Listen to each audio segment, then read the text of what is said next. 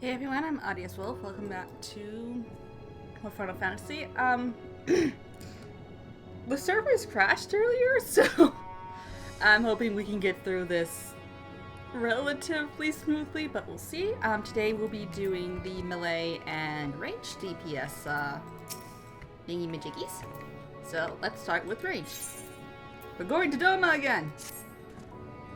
Do mine eyes deceive me? Lady Kaharu! Oh, thank the Kami.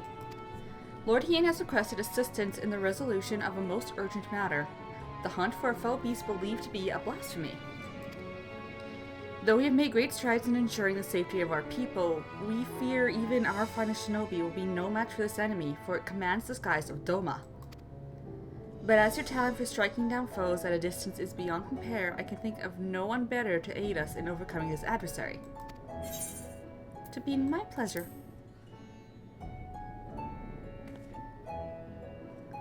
Oh, Kami be praised. I shall inform Lady Yugiri that she might receive you at the Doman Enclave. Safe travels, Lady Kaharu.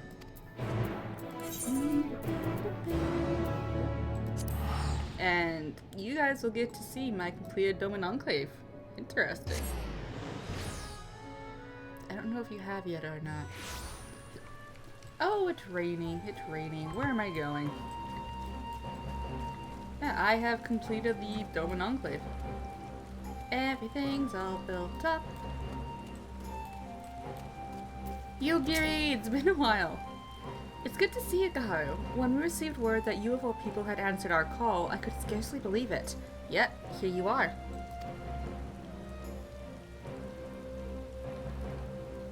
Lord Hien will be pleased for this reunion. If you would wait here a moment.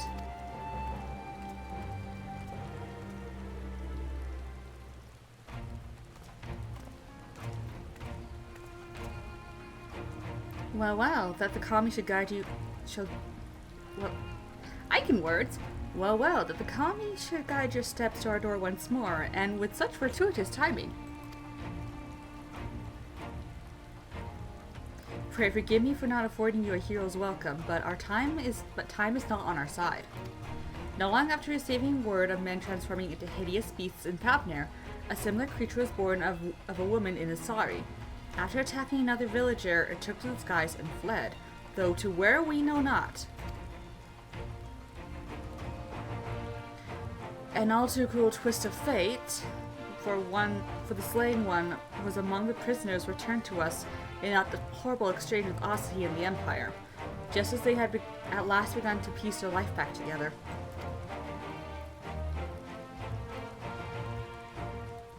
This blasphemy must be stopped. Alas, our foe was wont to keep to the skies, well beyond the reach of our samurai and shinobi. Thus did we seek the aid of those proficient in ranged combat, able to pluck the beast from the heavens. Of course, martial prowess alone will not solve our problems. Others have turned into weaker but no less gruesome abominations, as was the case in Fafnir, and their numbers increased by the day. From what I understand, this phenomenon is not unlike a sickness which spreads by feeding on fear and anxiety, emotions which, of late, can be found in abundance. Slaying the beasts means nothing if the people's hearts cannot be put at ease. Lord Hien!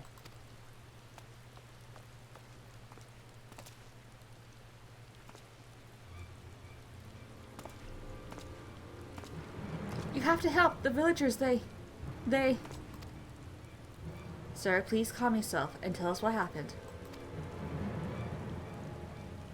Another has been turned into mine, my lord. For a blessing, no one was harmed when the beast flew into a rage, but the people are in a panic. I fear what may happen next.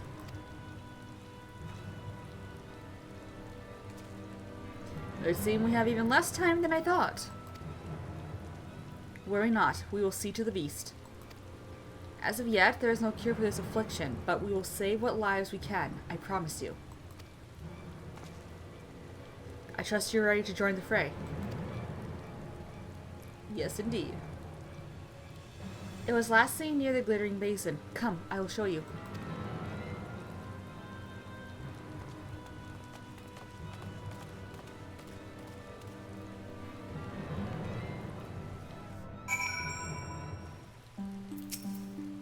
The beast was right here, I swear it. thank you for leading us here, but it is not safe. Please, return to your village.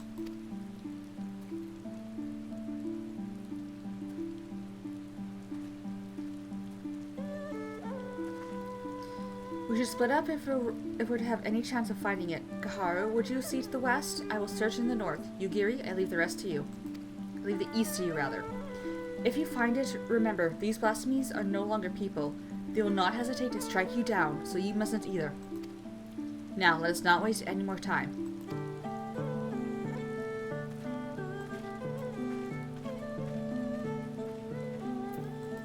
Alrighty.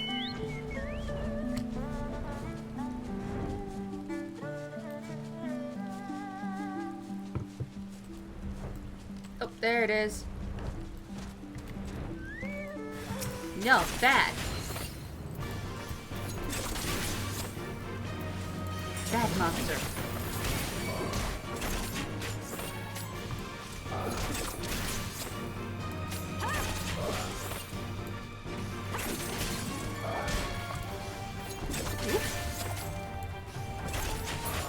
There we go.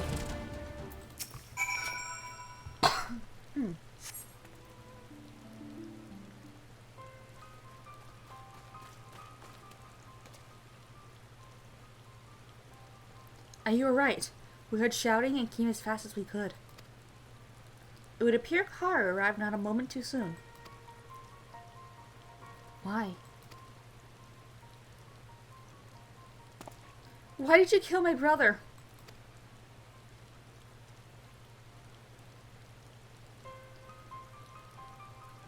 Your brother?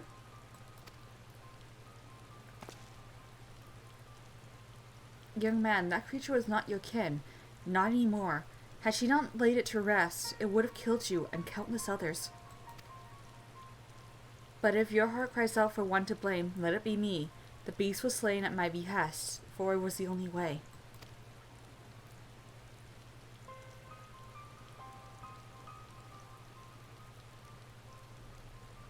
No!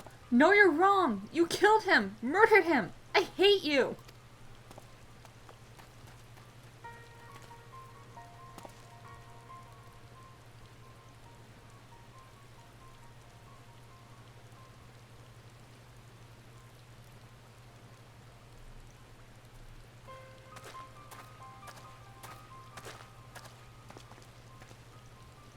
Issei, what are you doing here? Searching for Tanbo, though clearly you found him first. The monster was his older brother, as you may have guessed, and Tanbo gave chase the moment it ran off. I beg you forgive him his outburst. His brother was all he had left. The father was conscripted by the Empire and was, regrettably, not among those returned to us in the recent exchange of prisoners. The hope they might one day be reunited was their only comfort when the Viceroy still ruled. I can only imagine how they felt when she walked into Asari, a shadow of her former self.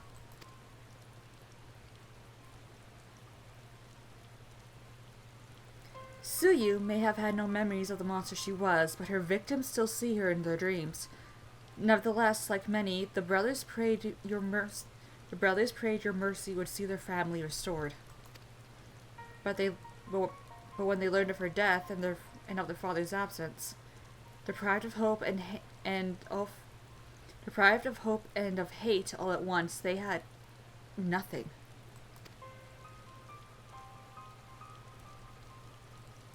My apologies for rambling.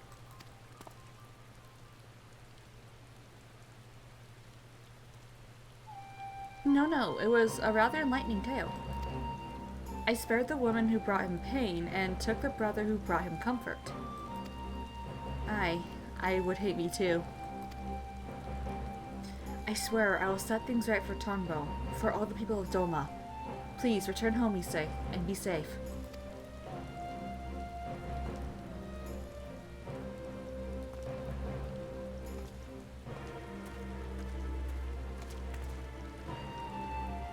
Let us return to the Doman Enclave. This ordeal has given me much to consider.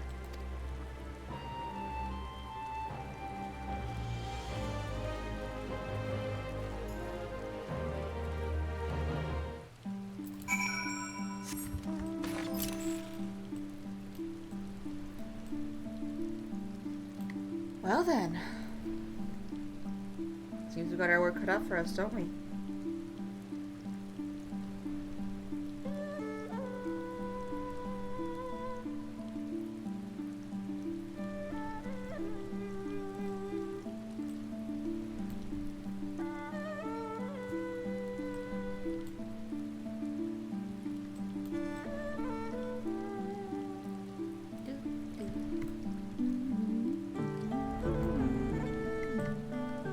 Pretty the music here was.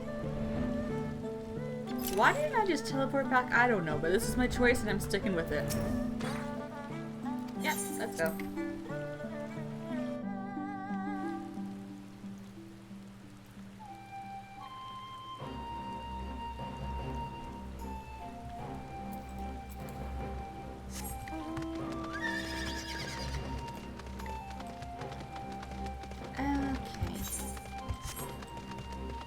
Over here.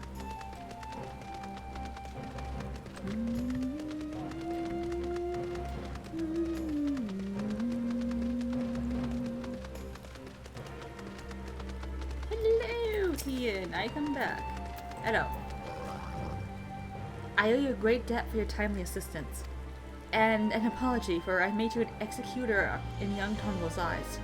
Would that I had been the one he witnessed cut down the beast his brother had become. But we haven't time to dwell on regrets and what should have been. No, we need to take action, and after hearing of Tombo and his brother, I believe I know what must be done. A great many of our brothers and sisters were returned to us in the prisoner exchange. But even so, there are those who yet remain lost to us. Meanwhile, Yatsuyu, who was directly responsible for much of our people's suffering, was never held to account for her crimes. In death, she claimed vengeance for her suffering at the hands of her brother, but it came at the expense of justice for her countless victims. But the people of Doma have every right to resent me for failing them in their grief. But what are those who cannot bring themselves to do even that, who are left alone with their anger and their pain? It may well give way to despair, and then they would share the same fate as Tombo's brother, yes. Which is why we must needs consider who else might share in his anguish ere we find ourselves beset by more beasts. I will begin making rounds of the villages to inquire after those whom their neighbors believe are more distressed of late. Very good. I and the other shinobi shall continue our search for the blasphemy which set these events in motion. And you, my friend, we will have need of your talents again ere long. Rest assured, we will keep you apprised of our findings.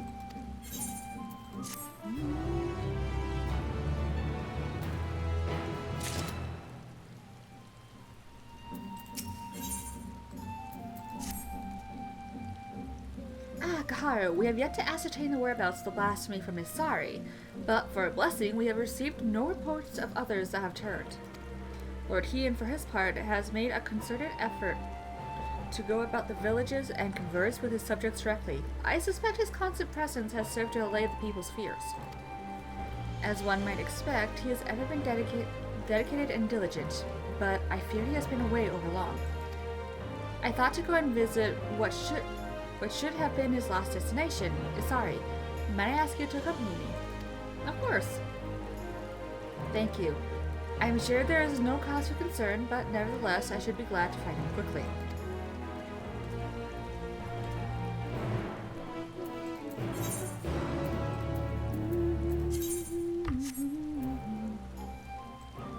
Whoop.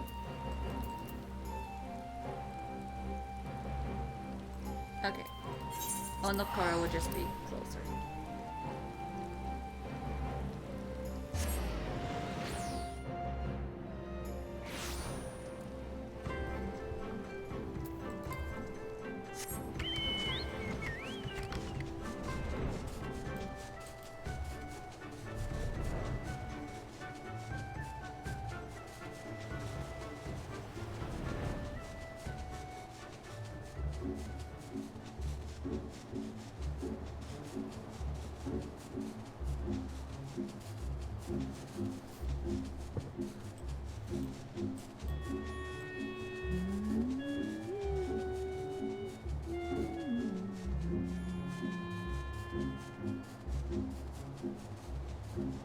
Alright, where are we going?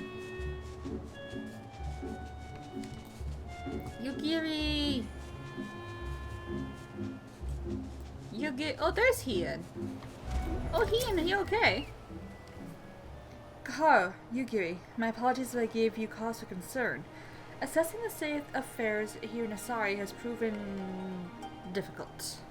To put it simply, the people, one and all, refuse to speak to me. They simply bow their heads and turn away at my approach.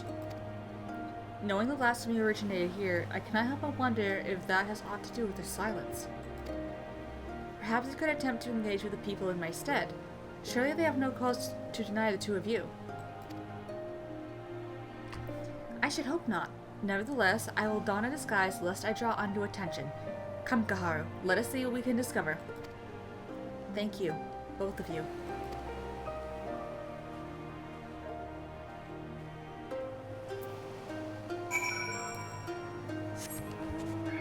Alright, let's see what we can uncover.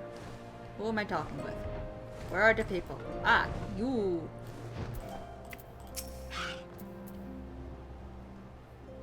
A blasphemy? You are mistaken, my friend. Our village was visited not by a monster, but a kami. Izanami.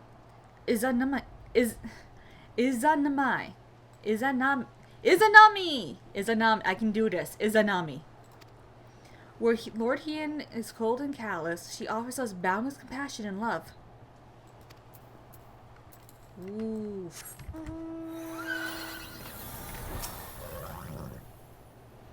I owe a great debt to Lord Hien. If not for him, I would still be fighting under the imperial standard. But the village suffered dearly under the occupation. What's more, our lord failed to punish the viceroy for her crimes and failed to reunite many with their loved ones. I understand why some would think poorly of him, even if I do not. Okay. Where is the last person I'm supposed to talk to? Are they hiding somewhere? You! Aye, that's right. The Blasphemy was born of a young woman here in Asari. Tragic, really. Every day she prayed for the safe return of her husband, but it was not to be. If I am to be honest, I fear the loss drove her poor stepmother mad. Kisei has ever been a devout believer in the kami and their blessings, but she somehow convinced herself that Minato has become one. The delusions of a grieving parent, obviously, but an alarming number of people have come to share in her belief. Heresy is what it is.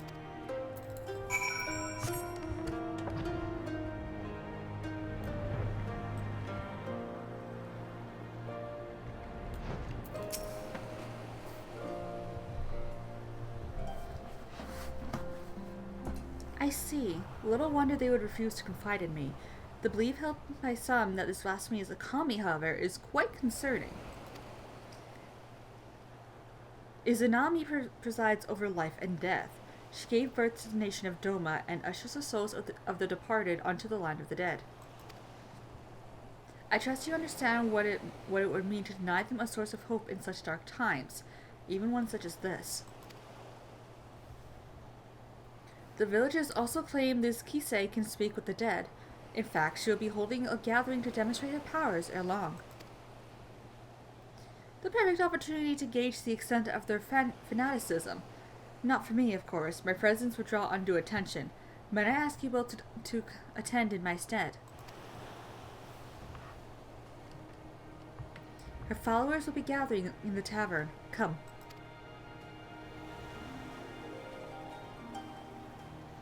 Alright, let's go see what's happening.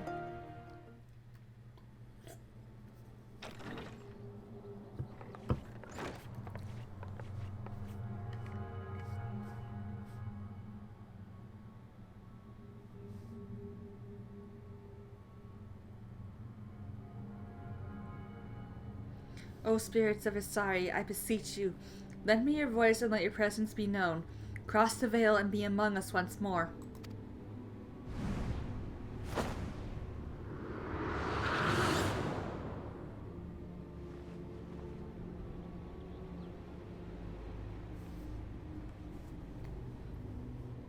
Akitsu.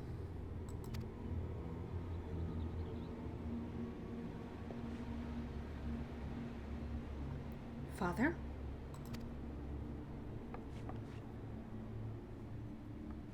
Still tending to the nests. Still tending to the nets. Like I taught you?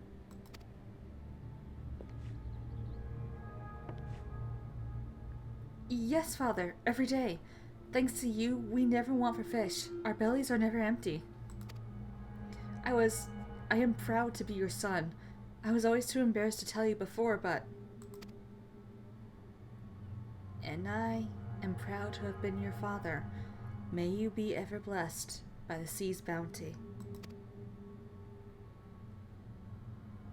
It hurts.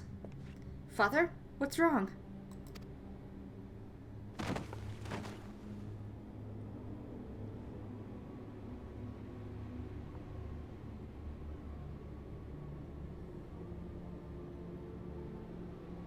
He is in terrible pain, my child. Those who have cheated death's design yet live. It has disrupted the natural order, and the spirits suffer for it. What must we do to ease their pain? Fear not. Izami shall put all to rights. She will claim the souls not long for this world and deliver them unto the hereafter. When her work is finished, your father's spirit and all the others will find peace.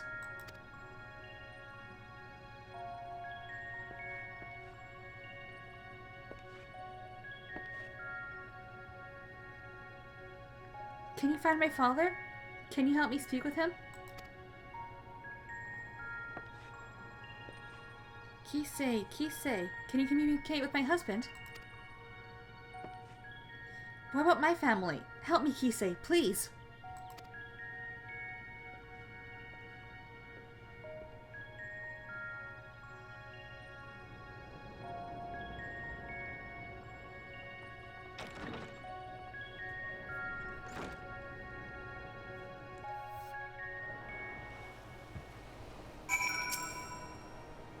So, is Kisei's ability all that she claims?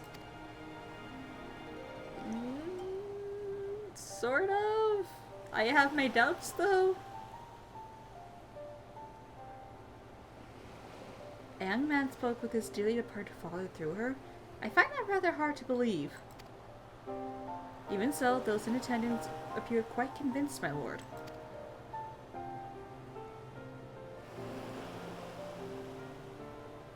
And I suspect a great many of the villagers I've spoken with recently are as well. Everywhere I went, the people were in so much pain, and there was nothing I could do or say to give them solace. Yet, for all their anguish, there has not been a single report of villagers turning since the incident with Tomo's brother. Which can only mean word of Kisei and her ability to speak with the deceased has spread. The belief we can commune with our loved ones in death is a comfort far beyond my power to provide. Though I fail to see how the people would abide the kami claiming innocent lives to restore order. She comes! Izanami! The Blasphemy? Here?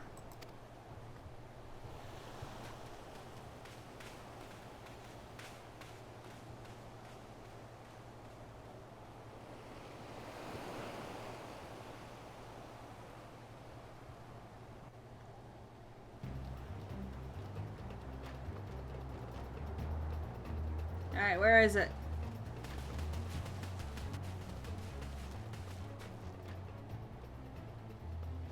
Lord Hien, the kami, she appeared as if from nowhere, and in the next instant this poor man was...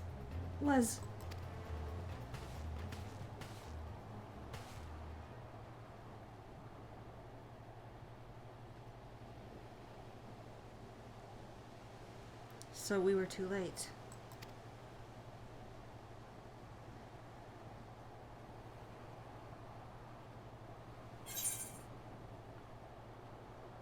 Wasn't he one of the villagers returned in the prisoner exchange?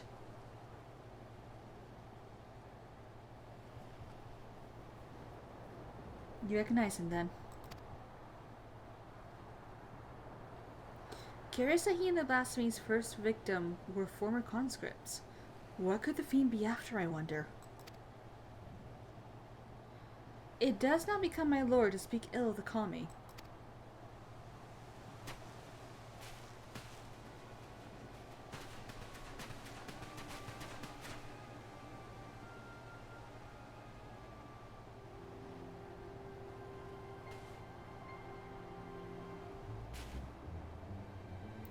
I understand you are come to investigate the rumors of a monster born in our village.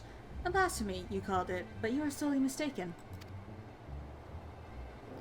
My stepdaughter, Minato, was chosen to serve as a vessel for Izanami. I witnessed her ascension with my own eyes. Oh! Hello, Echo.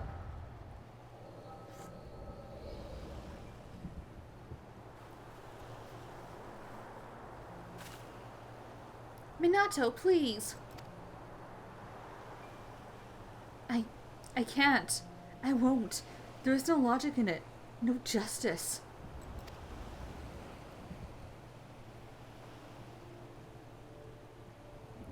The Witch of Doma spared, given a second chance, and my husband condemned to die as a conscript. I'll never know what became of him. Lord Hien can't even give me that. And when I look at the families he made whole, at their happiness, I feel the hole in my heart, the gaping wound that will never heal, begin to bleed.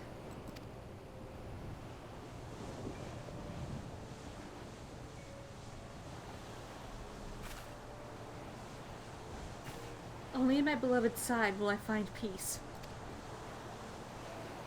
You mustn't lose faith, Minato. All will be well. Trust in the kami. In Izanami.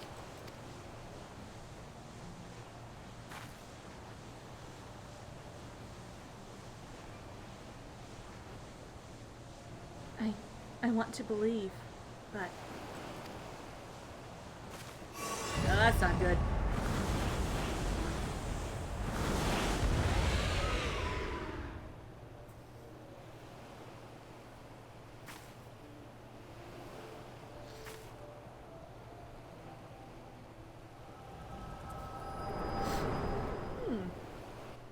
Alright then. Izanami has come to bring peace to the souls of the departed, to restore balance between their world and ours. Surely you would not dare defy the will of the kami. This balance you speak of has claimed the lives of two innocents, but recently returned to us. I cannot, will not, accept that the kami would condone such cruelty.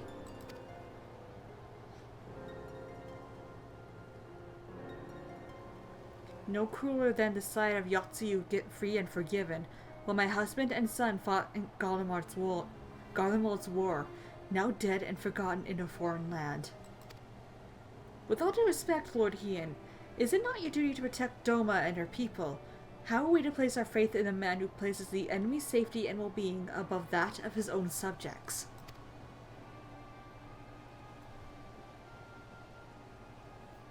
Only the kami are deserving of our adoration, as they always have been.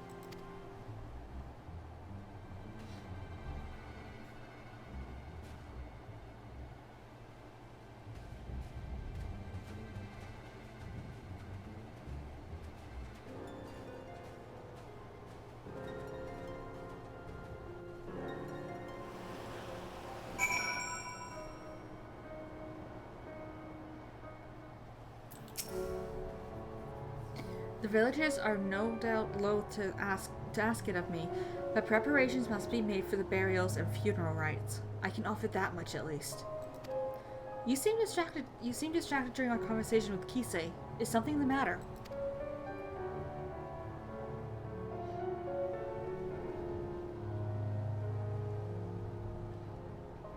The echo, and the blasphemy was indeed born of her stepdaughter.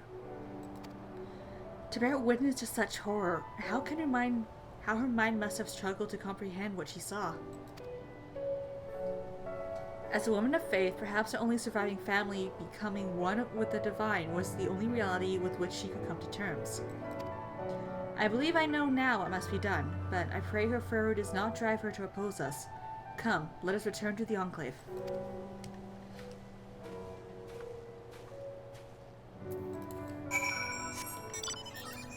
Ah. Boop, boop. Just teleport back.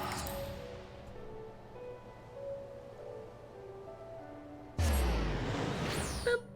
Away we go.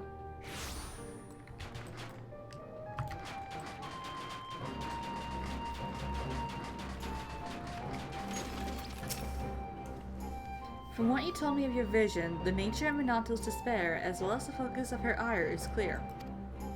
'Tis plain she was a good-natured and kind-hearted woman, grieving for the loss of her husband. This alone may not have been enough to turn her, but my failure to hold Yatsu to account, together with the sight of other families reunited, compounded the turmoil in her broken heart. A path to despair paved by my good intentions, a truth that will weigh heavy on my conscience unto my dying day. Minato was prepared to die in sadness rather than live in hatred. If she could see the beast she has become, she would implore us to stop her. Which is why we must find the others who will return to us in the prisoner exchange before they come to harm. Once their safety is assured, we may hunt down the Blasphemy and bring a close to this tragedy. Indeed.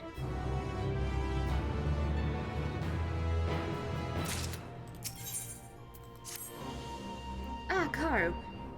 If you are come to ask after the Blasphemy, I have naught to share. As of yet, our shinobi have seen no sign of the beast. The returnees, however, are all accounted for, and Lord Hien has seen them safely to the Kienkan. As such, he is presently assisting with the hunt. For a blessing, there have been no reports of other villagers turning, and yet... Before the situation takes a turn for the worse, there is a matter I feel warrants further investigation. Kisei.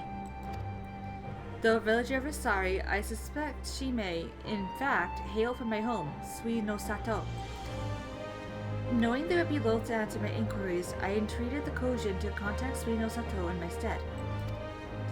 To hear tell of it, Princess Kurenai has made great strides in establishing stronger ties with the outside world. I imagine if Kisei, however, their cordial warmth turns strangely cold. If we are to learn more, I fear we have little choice but to go and speak with the people of Sui no Sato ourselves. A simple visit for you, I imagine, but my banishment complicates matters. That said, it has been many years since I left home. Were I to disguise myself, I might well go unnoticed in your company, if you're willing to take the risk. Yeah, come on. Let's let you see your home again. Thank you. Let us make for Onokoro then. Yeah! Yugiri's going home! Yugiri's going home! Aww.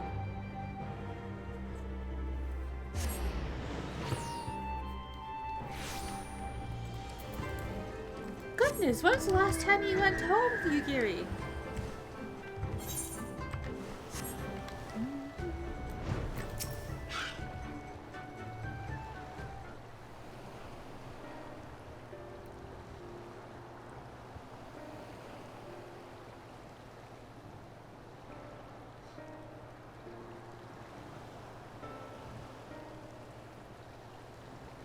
And that's the outfit I first met you in, isn't it? The garments... Yeah! Okay, yeah, it was. The garments I wore when we first met. Sufficient, I think, to conceal my identity.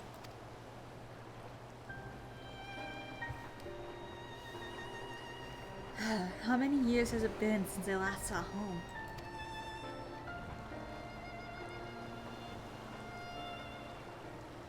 I am a shinobi of Doma, aye, but even as a child, I sought to ensure the safety and survival of Sui no Sato. I was quite bold in those days, if not a touch reckless, and together with the other children, I often ventured beyond the borders of home.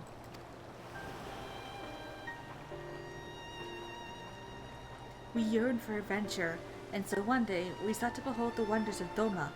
Imagine our horror to discover a city of ruin and ash, Imperial soldiers marching through the streets. We fled at the sight, but in my haste, I lost my way in the bamboo groves.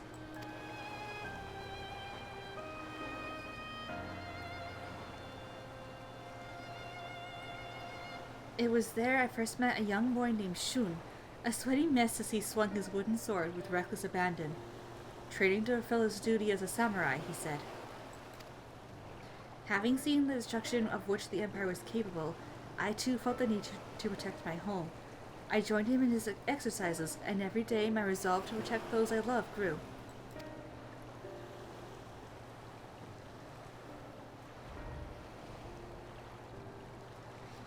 Sadly, my elders refused to listen. They were content to remain hidden beneath the waves, and hopefully the Empire's notice.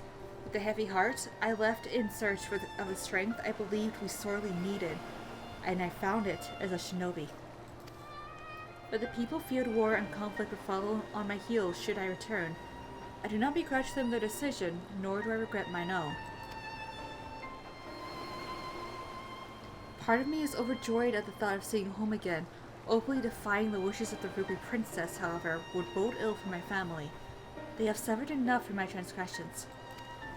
That is why, for their sake, I would remain naught but a faceless shinobi at your employ. Thank you. With that in mind, let us make for Suino Sato.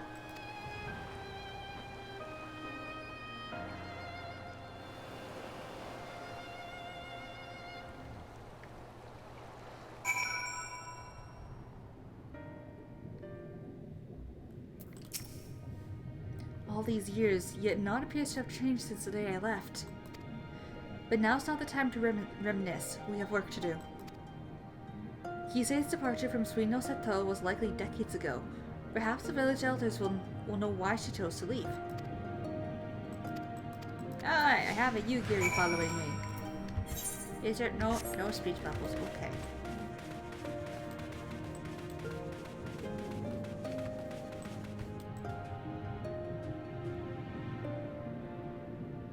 I'm not going to ask what you're doing. Kisei? The name sounds familiar, and yet... Apologies, friend. My memory is not as it once was. Let us seek out another.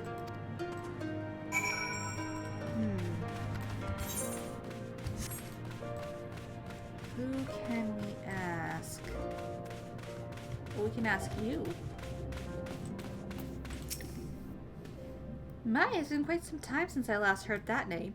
She was a priestess of the village, banished after drawing the ire of the former Ruby Princess.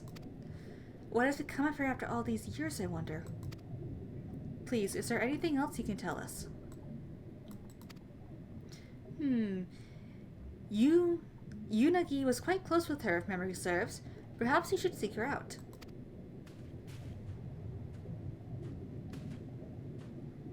Mother, I had hoped to avoid my parents, but if there is no other way... Kaharu, might I ask you to take the lead? Ooh, okay. Alright, where is she? She's over here.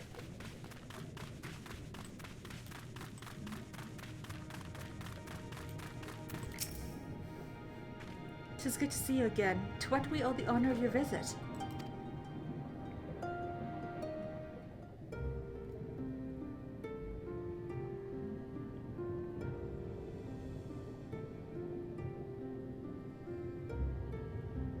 Kisei, yes, we were close, but that was a long, long time ago.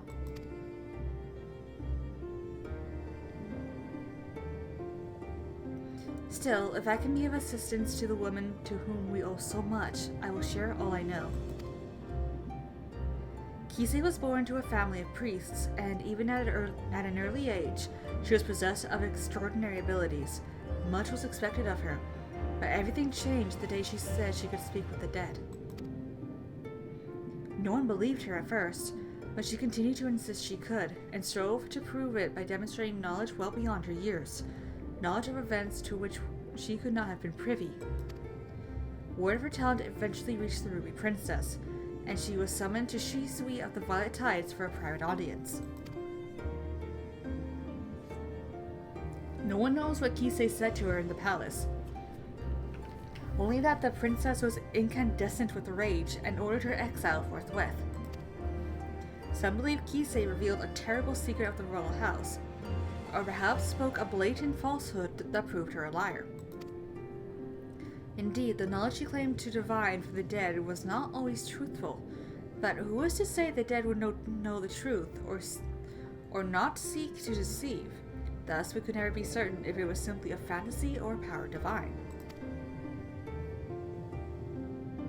One thing that is certain is that no small number of people found comfort in her words. Would that I could tell you more, but sadly I have not seen or spoken with Kisei since her banishment.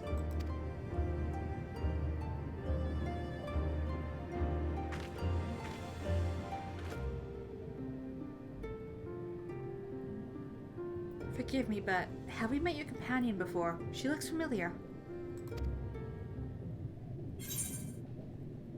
I believe this is the first time our humble shinobi has visited Suino Seto.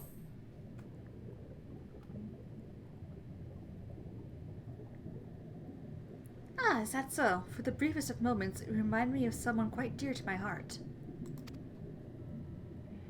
Being a shinobi, I presume you have heard tales of Yugiri... Being a shinobi, I presume you have heard tales of Yugiri Mistwalker. Should you chance to meet her, may I ask you to deliver her a message? Tell her that her mother and father love her, that we could not be more proud of her.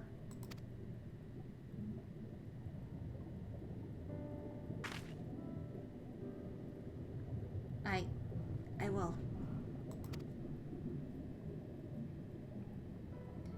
I have no doubt she feels the same, and not a day goes by without you in her thoughts.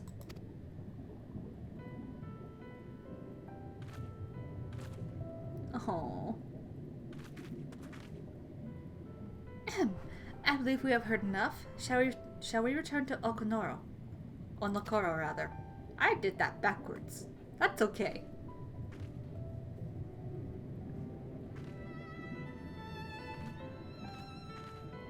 Oh, Yugiri.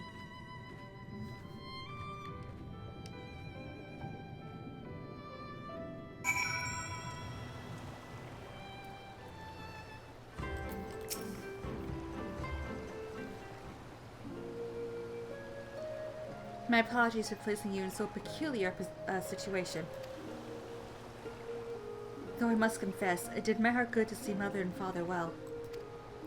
All the more reason I must do all I can to keep the peace. As a shinobi of Doma, no, as a member of the Eastern Alliance.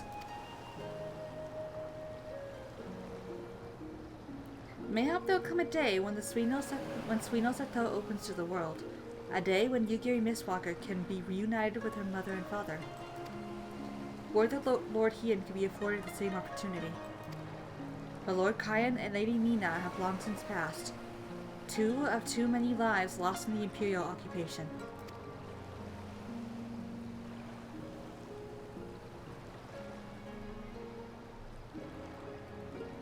I cannot imagine he would ever succumb to despair, but make no mistake, Lord Hien knows the pain of his people all too well.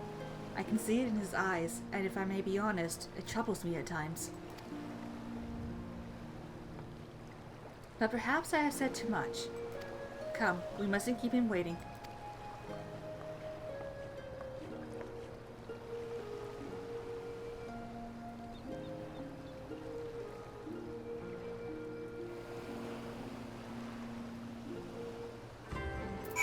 Alright, back to the Dome Enclave. Nope, that's not it. That's it.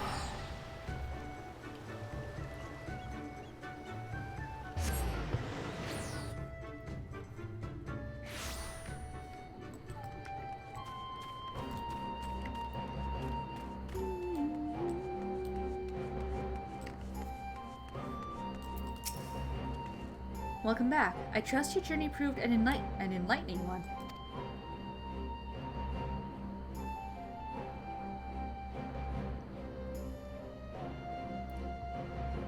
And so she does, in fact, hail from Suino Seto.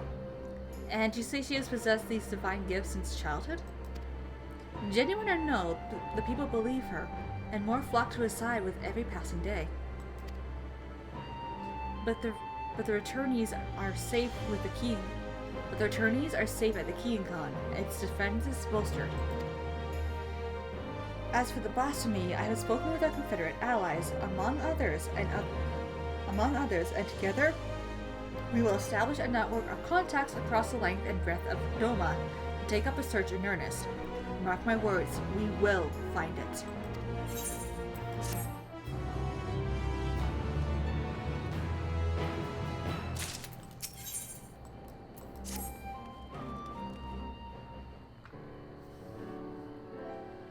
You've arrived not a moment too soon. The Blasphemy has been sighted on the coast. For a mercy, there is no reported casualties as of yet.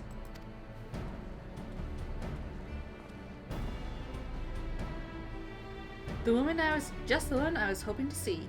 No sooner had we cast wide our net than a Confederate messenger was at our door. If you would join us, Rasho awaits our arrival at Onokoro.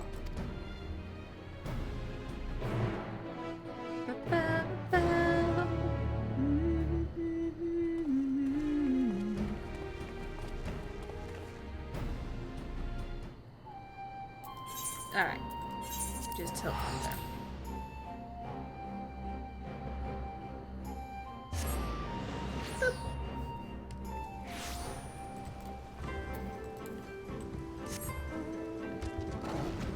Go.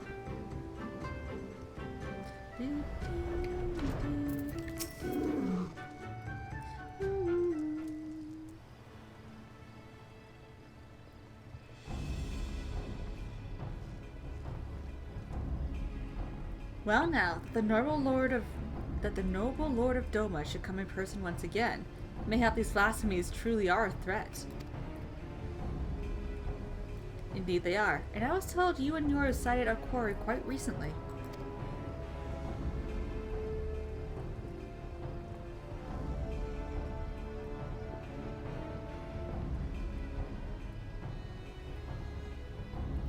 Aye, that we did. Near the islands of Shul Rock. The beasts appear to be docile by all accounts, but appearances can be deceiving. If it is as you say, this blasphemy has eyes only for former conscripts, then we have naught to fear. I trust those we accept into our care are still in yours at the Keen-Con, enjoying the finest Doman hospitality.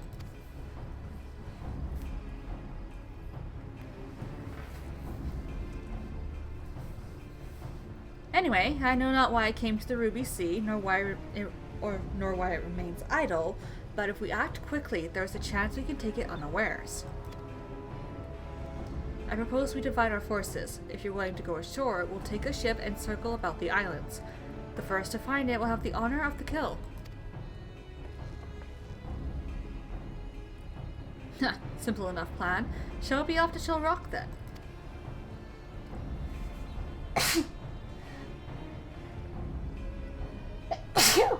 Oh, crispy. This is not gonna go quite as smoothly as we're thinking it is it?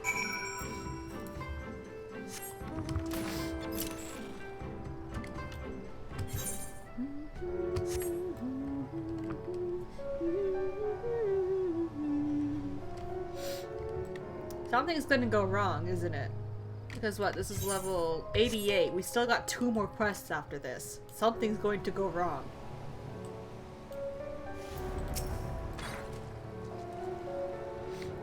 This is where the Blasphemy was last sighted. If the fates are kind, this will all be over soon.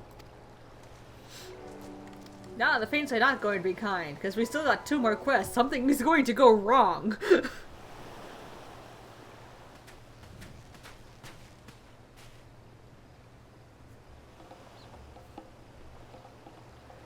There it is.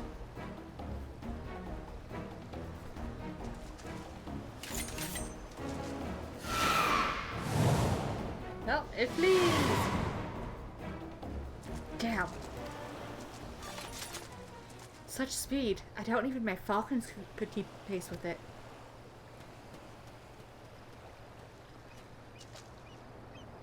Ah, don't tell me that's the Blasphemy's flying off into the distance.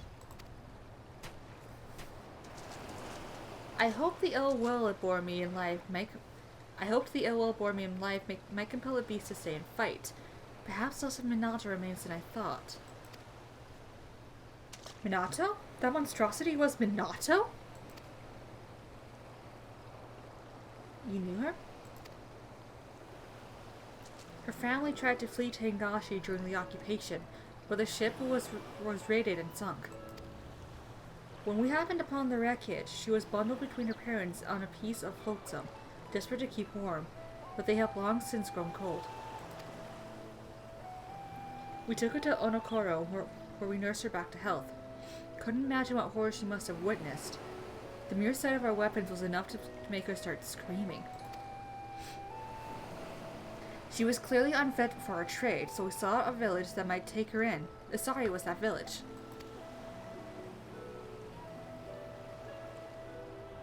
Several months later, I chanced to meet her on this very beach. She was in the company of a young Ari fisherman, and I knew her once she had found more than a home there. I saw them here many times after that. She found something comforting about this place, I think. According to the reports from Razat Han, the memories of and desires of those who turn can influence their behavior as blasphemies. Then perhaps Minato's memories are what compelled the beast to come here. That would also explain its timid nature. Minato was never one for violence, and the sight of you, blade drawn, no doubt stirred what little of the woman remains in the monster. If that is the case, an assault on the Kyokan is unlikely, guarded as it is by our samurai. But how are we to fight an enemy so quick to flee at the first sign of danger? Robbed of her parents, her husband, and now her life. I'd rather we didn't have to at all. But I understand full well the risk we take by doing nothing. If we catch sight of the blasphemy again, he will be the first to know. Perhaps next time we can put her soul to rest.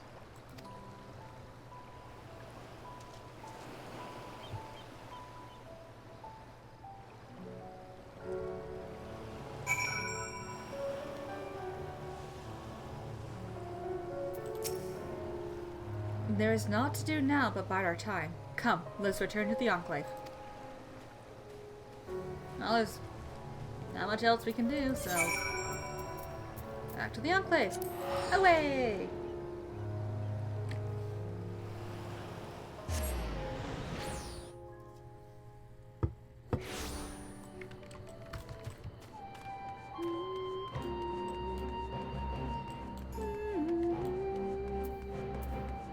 At least we know a little bit more about her.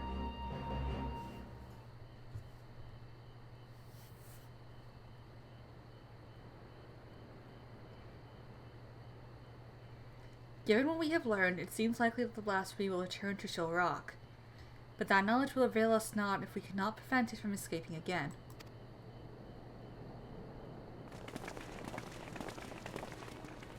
What is this?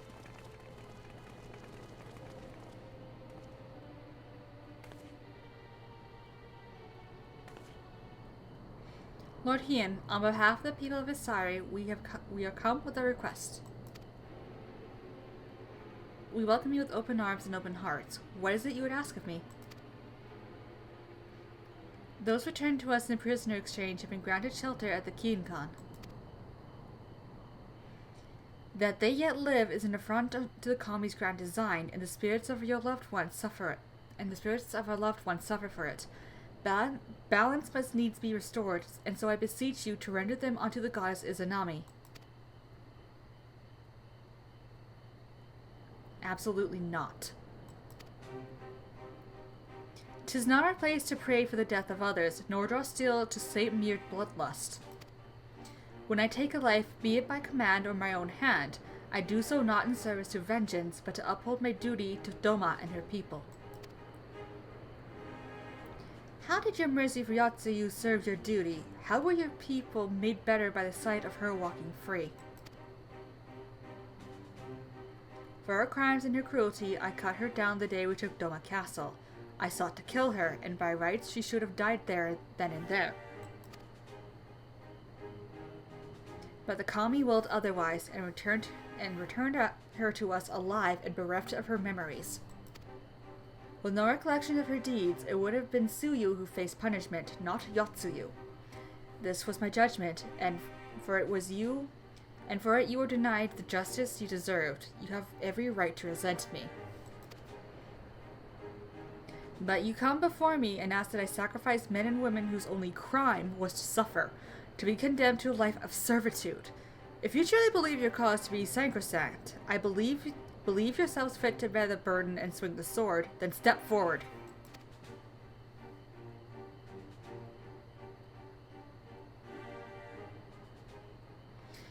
Sophistry and lies. They were meant to die. The spirits demand it. Are these the words of the dead or the living who yet mourn? Gosetsu!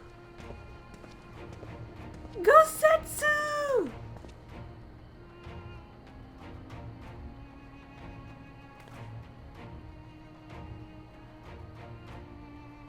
Word of the Asari priestess and her gifts has spread far and wide, and I thought to see the truth of it myself. By coincidence, I crossed paths with a traveler hailing from the self-same village, who had a mind to return as well, but, alas, could not. So he bid me deliver a missive in his stead.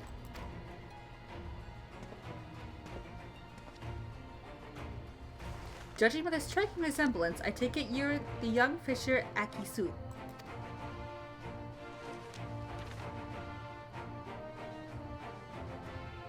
This is a letter from my father. He was severely wounded in battle, but expects to make a full recovery. He's alive, but that would mean...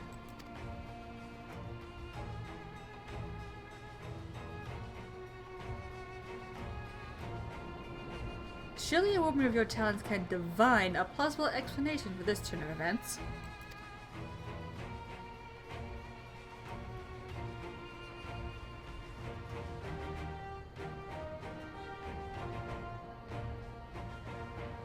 He shall pay for this contumely. My daughter will make certain of that.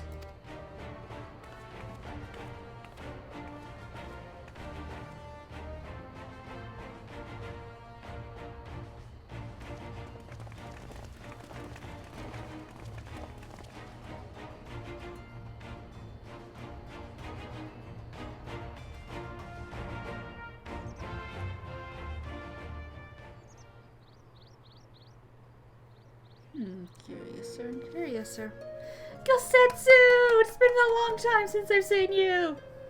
Apologies for the abrupt and otherwise unannounced arrival. As you can see, my Lord Hiem, I am returned. Full glad am I for it. Thanks to your timely arrival, we have given the lie to Kisei's claims of preternatural powers. I gather you are apprised of recent events? Aye, it did not take long to learn of the state of affairs here in Doma, and that my assistance may be required. Gosetsu! I heard tales of Kisei channeling the dead, including the father of one young fisherman. Imagine my surprise when I saw this spirit in the flesh. He was also on a pilgrimage, paying respects to the departed, and we chanced to meet in a Liberation Front infirmary. Would that we were not brought back together under such circumstances, but I am glad to see you all hale and hearty. Gosetsu!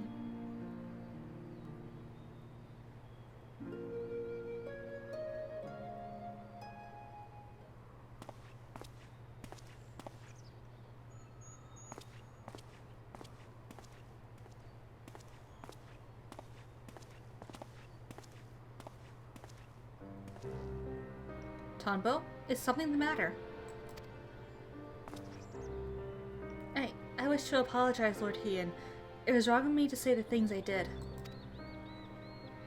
I understand nothing can bring back my father, but I was so angry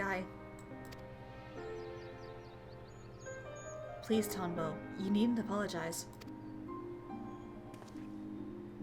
It's just, my brother was always so brave, but father's death was more than he could bear, and it turned him into that monster.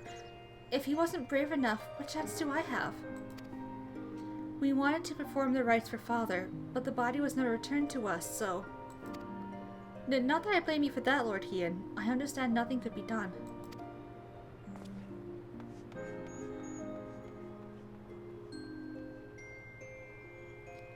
That Akitsu's father survived is nothing short of a miracle, but I fear he is indeed the rare exception. I have offered prayers at more graves than I can count. It was cruel to give others the false hope that their loved ones might return. And yet Kisei continues to do just that, offering comfort with her lies. A tempting but ephemeral balm for wounds that have yet to heal. Much like the anger that some harbor for you, or resentment for the families restored while theirs remain broken. But for those like the poor boy whose hearts lack for hatred, who will know only sadness and despair. Aye, they too may turn. Exposing the truth of Kisei's deception hasn't helped matters. If we are to prevent more suffering, we must pursue a lasting solution. I would be most grateful for your counsel, Gosetsu. There's much I could learn from your pilgrimage. If there is aught you require, but say the word and it shall be done. It is the least I can do for the part I played in Yatsuyu's tragedy. I failed her in the end, but I will not fail you, my lord. Thank you again for your aid, Kaharu. The day's events have given me much to consider. When our next step is decided, you will be the first to know. Gosetsu! Ah, I'm so happy to see him! I haven't seen him for 2 expansions! This is great! Regrettably, there have been no sightings of Blasphemy since our first encounter at Show Rock. As Tansui surmised, it seems to fear confrontation. We, for our part, have tried to make good use of this intervening calm. Even now, Lord Hien and Gosetsu discuss how we might prevent other villagers from turning. If you would wait here a moment, he would no doubt wish to hear your thoughts on the matter.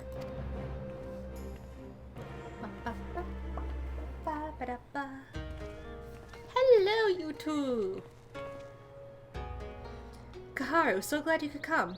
As Yigiri no doubt explained, the blasphemy continues to elude us, and so we have turned our attention to other matters we can and should address. After long discussions and much deliberation, we believe we have found a means to allay the growing malaise of our people. If you would, Gosetsu.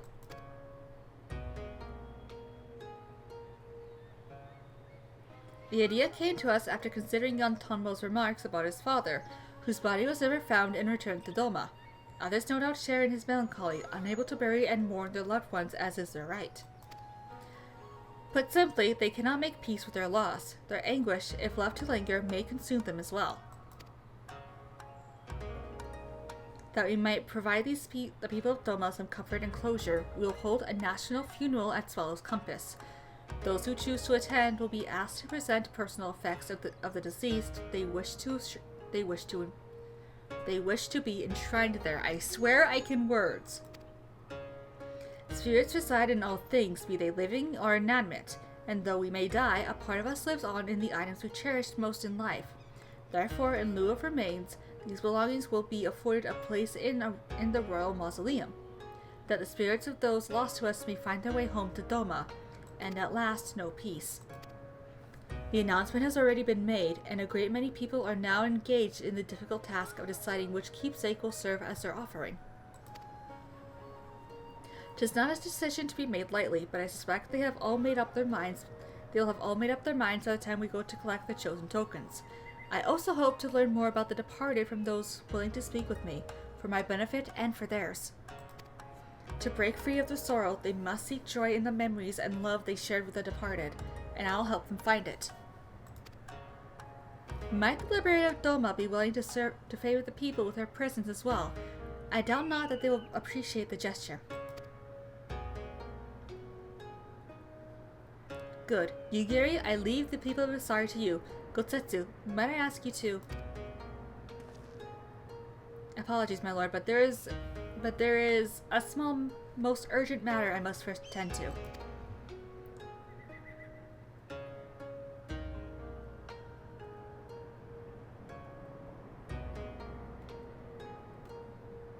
Very well, I shall not pry. Now, Kaharu, let us go and pay a visit to the good people of Namai.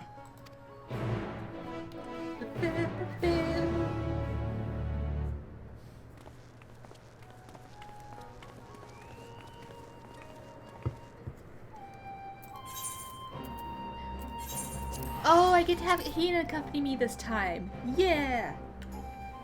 I get to lead all the people today.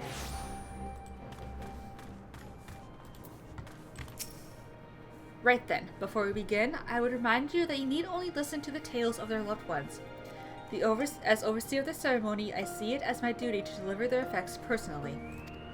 Because of this, it is of the utmost importance that we keep clear of any beasts that might damage our cargo. It goes without saying how important it is that their offerings are delivered in pristine condition, and I'll be no good to you in a fight while heavily encumbered. If stealth or flight are not options, I must ask that you fight for us both. But we needn't worry unless the occasion arises. For now, let's be off. Yay! I have a Heian following me! Heian! Woo!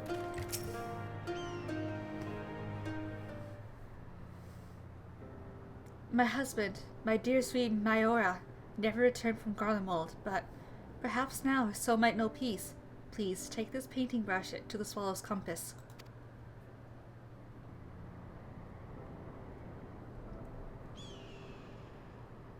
I shall handle it with the utmost care. May we trouble you to tell us more about your husband?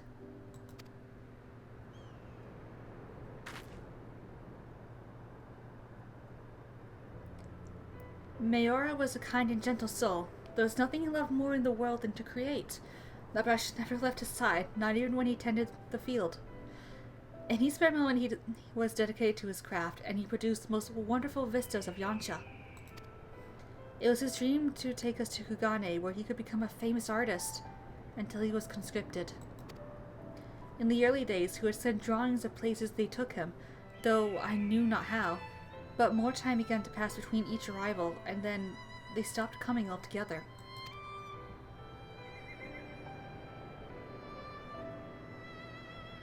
I know not what far-flung land he died in. I know not in what far-flung land he died, but I pray it was as beautiful as his works. He sunk like quite a man, to hold fast to his art even when forced to endure such hardship. His soul will find peace, of that I have no doubt.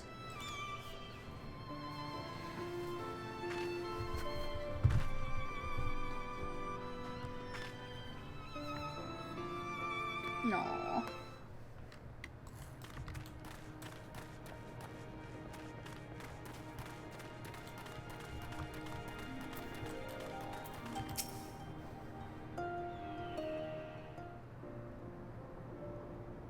I must thank you again, Lord Heian, for this honor.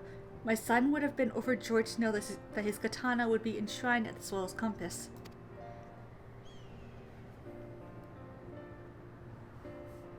Nay, the honor is mine. I'm sure your son was a fine warrior. Aye, so was I, once upon a time. As a samurai, it happens, in service to your father when the Empire first invaded our lands. Though we were defeated, our spirits broken, my son Matsui was never one to lose hope. Motosui. Motosui? He was determined to follow in my footsteps, gave his everything into honing his skill with the blade. When I watched him train, I felt the pride I thought I'd forsaken swell in my breast, and I knew he would restore our family to its former glory. Alas, he could have fled, perhaps started life anew as a vagabond of some sort, but he bore the burden and fought for Garlemald, for fear of what the Imperials might do if he did not. 'Tis plain he was a loving son and a warrior true.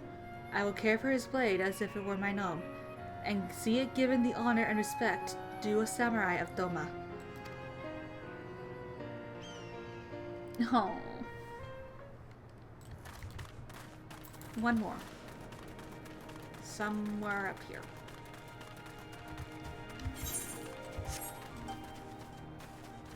Not up here, but over here, down below. Let's go. Tombo! Tombo! Tombo!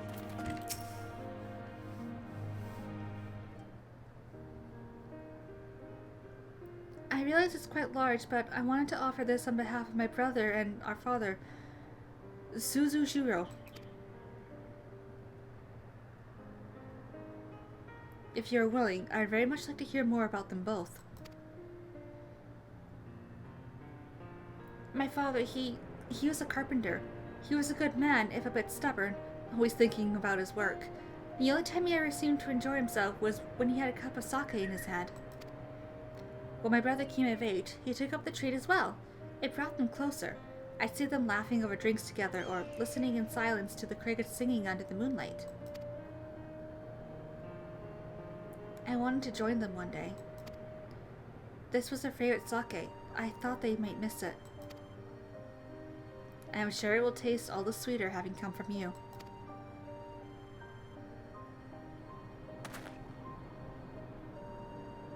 I realize no one can ever replace your brother or father, but if you will allow, I would be honored to share drinks with you in their stead. When you are of age, of course.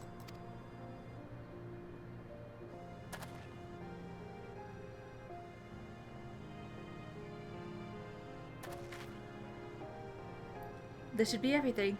Would you join me for a short reprieve before our journey back?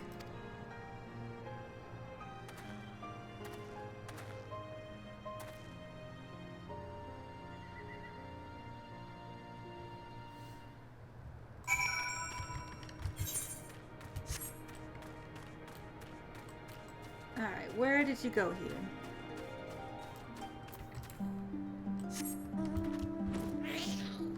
Where did Ian go? I don't know. Oh, there he is.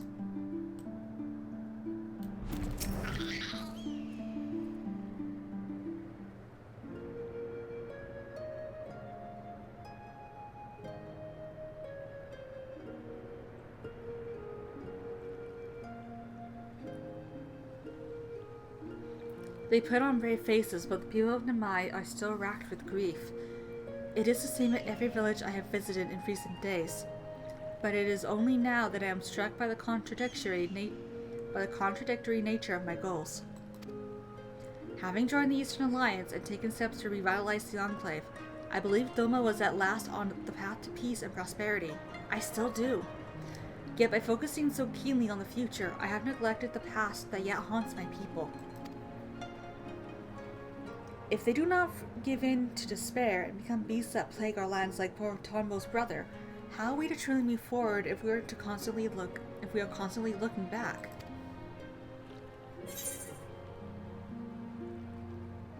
You speak of their haunted past, Lord Ian, but what of yours?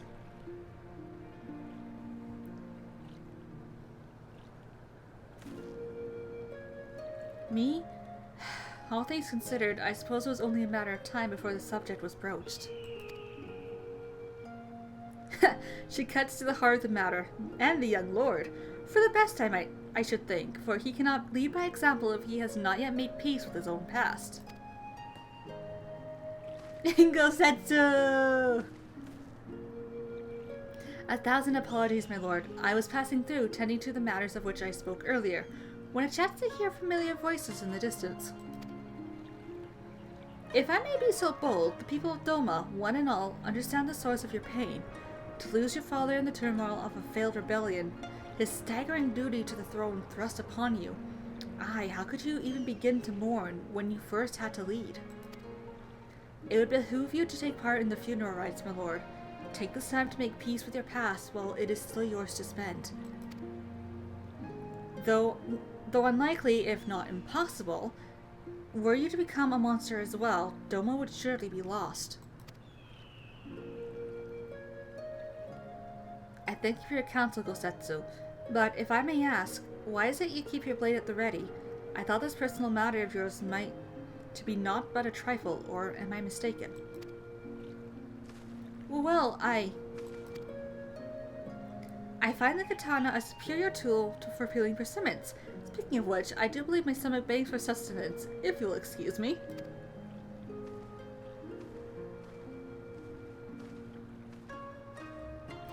Training, to help slay the Blasphemy, no doubt. Fitting that he should offer me counsel, yet refuse to heed it in kind. He is not the warrior he once was, but he is wise, our obstinate friend. If I am to be perfectly honest, it frightens me to recall it, the moment it all came crashing down.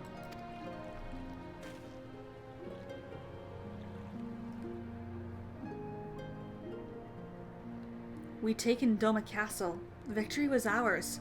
But then we looked out and saw the banner of the 11th Legion marching towards us, the Crown Prince at the fore. No sooner had Kosetsu and I escaped than we received word that Xenos had slain my father. I remember how the fight went out of Kosetsu in an instant.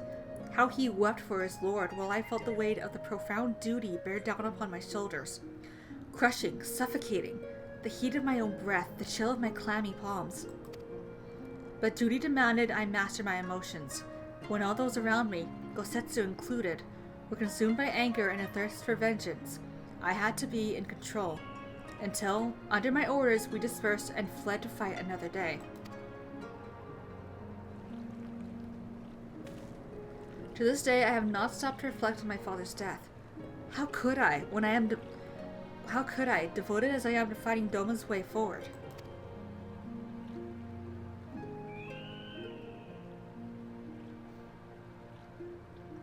But now I must. And so, having taken you into my confidence, would you see this through with me to journey's end? Of course I will, Hian. The keepsake I would offer up for the funeral is hidden in a place not easily reached. We will have to fly there, I'm afraid, but worry not, my yo will ferry us. Just a moment.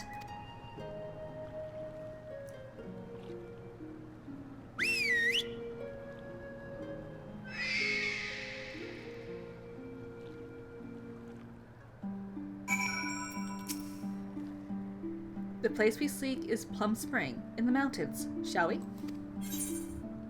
Let's go. Whee!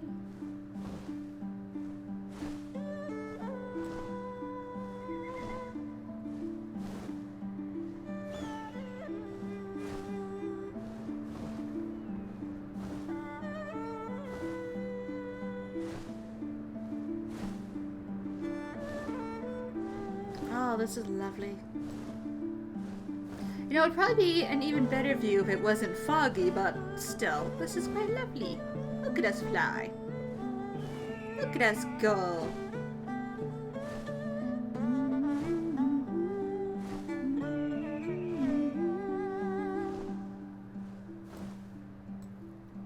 And here's the hidden spring that's so pretty. Look at how pretty this is.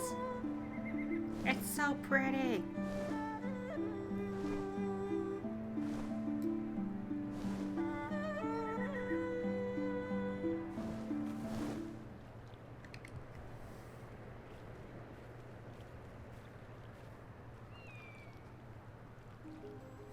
My parents would bring me here for Hanami as a child. Its beauty and serenity was such that I could forget the realities of the occupation. Indeed, some of my fondest memories of family are here, which is precisely why I chose this place to conceal the singular gift my father bequeathed to me as a child.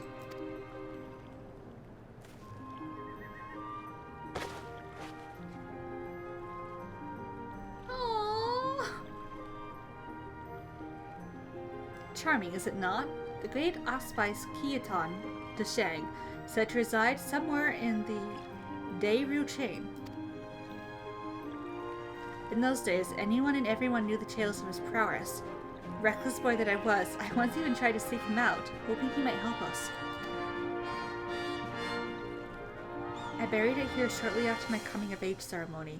It seemed a fitting place to both part with my childhood and offer a final goodbye to my mother. More of a keepsake of mine than his, to be sure, but he was never a man of worldly possessions. Still, I suspect he would allow himself a rare smile if he were to see it again after all these years.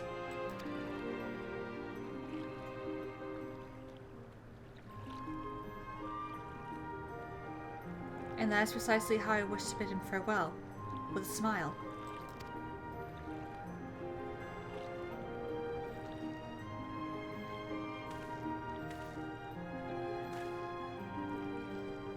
It should go without saying that I prefer not become known that I kept the stall here.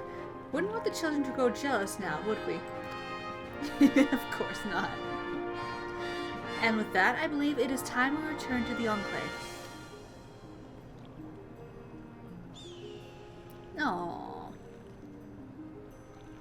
Hien.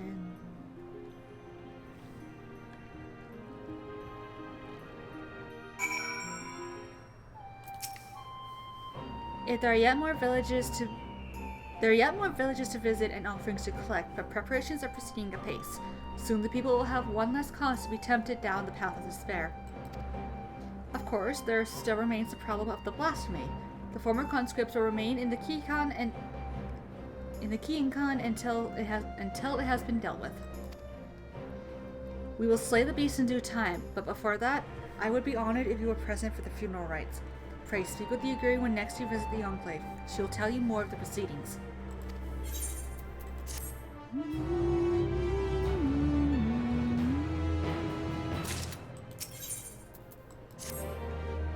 As ever, your timing is impeccable. We but moments ago completed preparations for the funeral. I will inform Lord Hien of your arrival.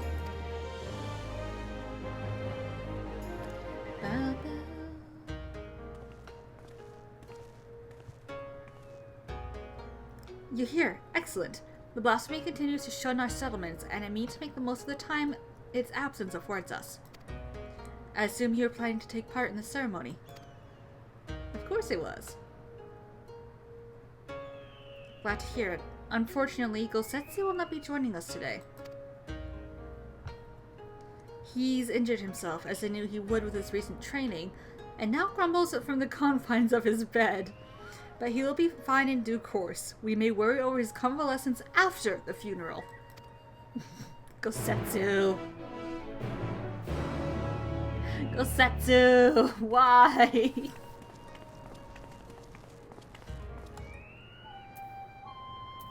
Okay, so for this, I can just run out.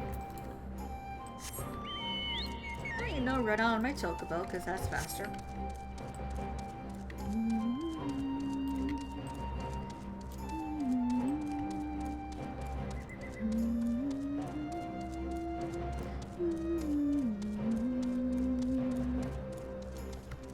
Away we go. Yep, let's go to the One River. Because this is the closest place to where we're going. Away!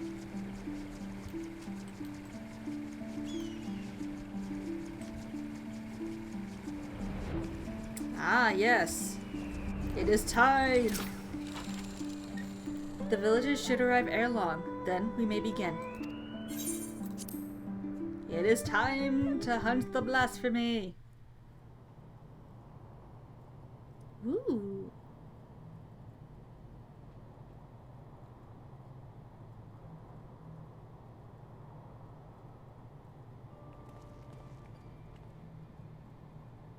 Lord Hien, I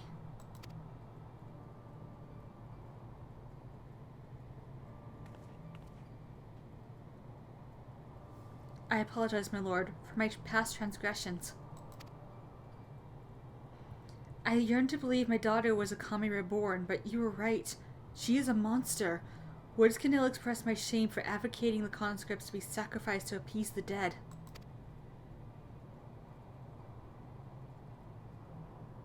Nay, the ceremony shall serve far, far better. And so, as a humble citizen of Doma, I offer my deepest gratitude, and beg for your forgiveness. I would make an offering on behalf of my husband and son, as well as my dear stepdaughter Minato. I throw myself on your mercy, Lord Hien. Allow them a place in the mausoleum, that their spirits may know peace.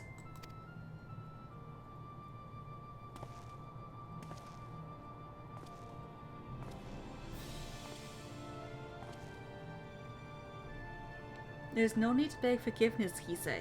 Please, rise. Oh, here he is.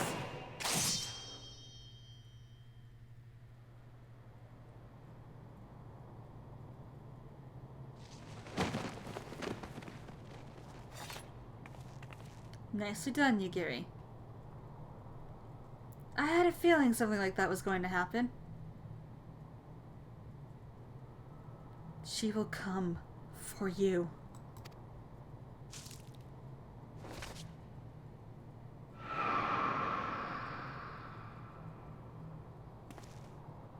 By the Kami, she gave her life to draw out the Blasphemy?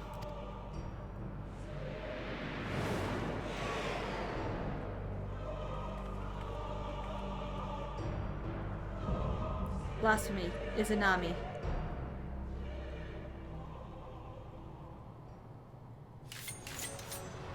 Well, it's our time to shine.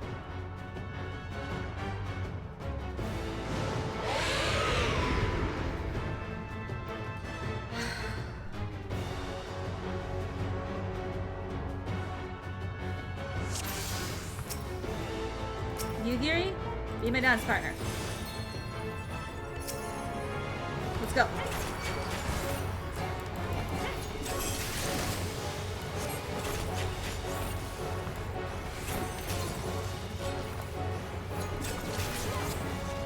Steps.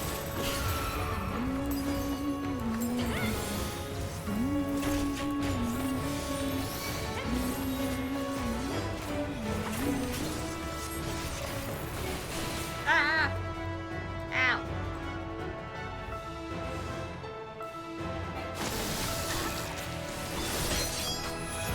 Okay, okay.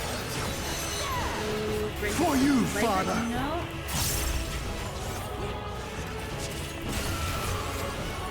Interrupt. Head brace. Got it. I know what to do. I know what to do. I have to head brace. Oh, that is just...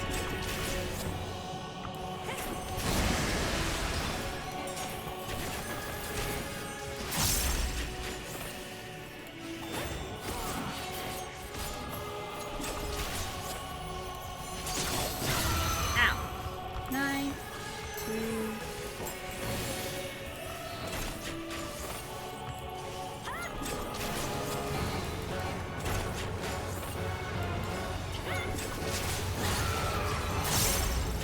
Concentrate! I am!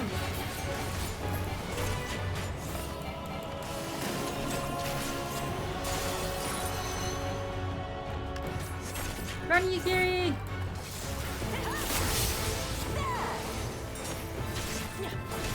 Technical step. Go.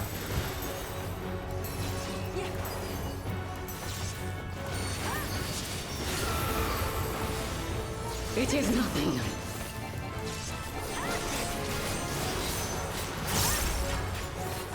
See the hat.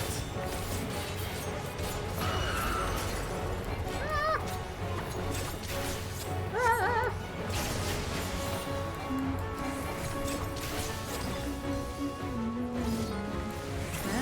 The weave of a shinobi's power. Okay, when is it going to charge again? I need friends! Locked. Ian, you need to heal. Ah!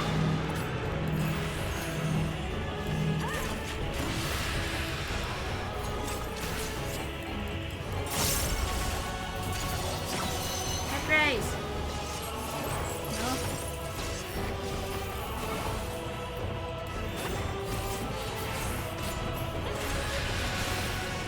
Oh god.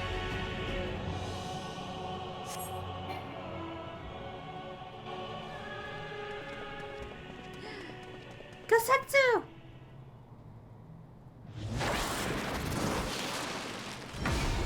What is this?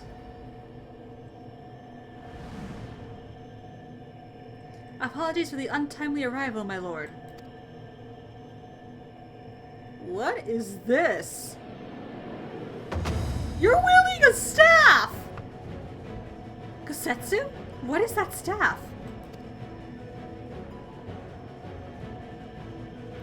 Pilgrimage proved a most enlightening experience, and is where I chanced to discover the benefits of aesthetic training. I may no longer be fit to wield a blade, my lord, but Shugendo affords me another way to turn the tide of battle.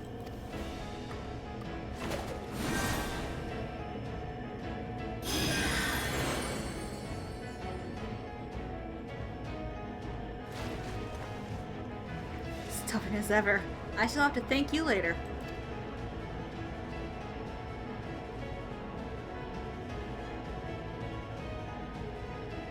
Let us put an end to this.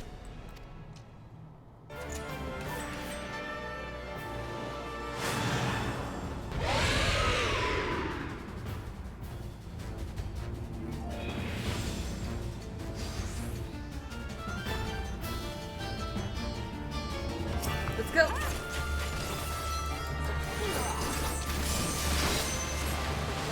For you, Father.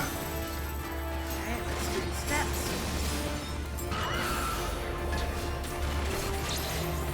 Whoops. Ah! Hi Ian, how you doing? Dosetsu! No! Sorry, I didn't see it. I'll do better next time, I promise.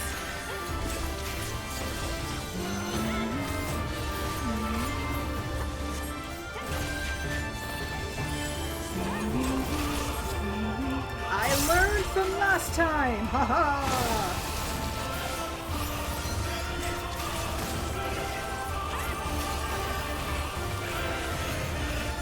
Technical step.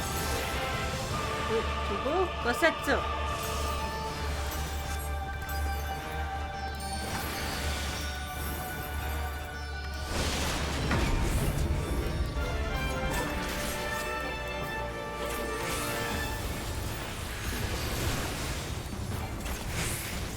Woo!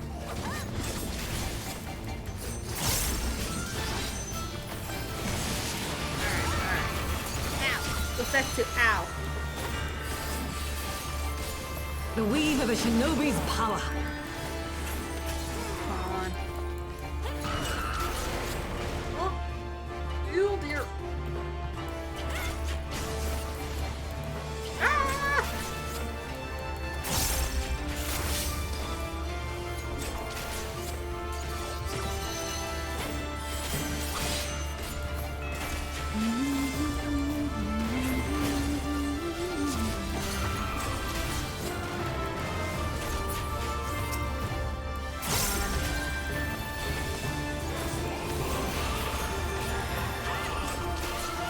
Dance again.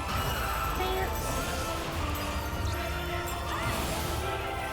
I'm with you this time, Dosetsu. Tis but a scratch.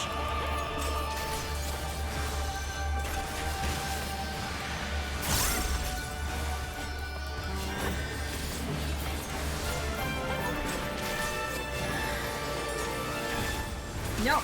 Bad. Bad. No misguided ire. Technical step. Come on. Almost. You can almost do a technical step again.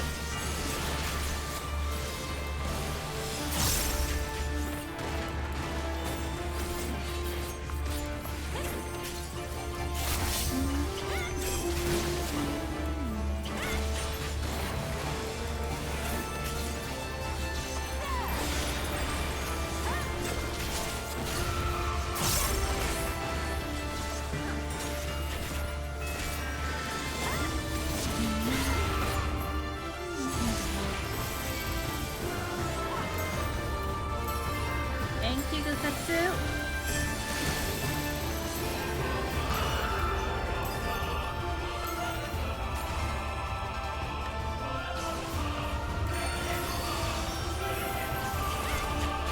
Ow! I'm okay.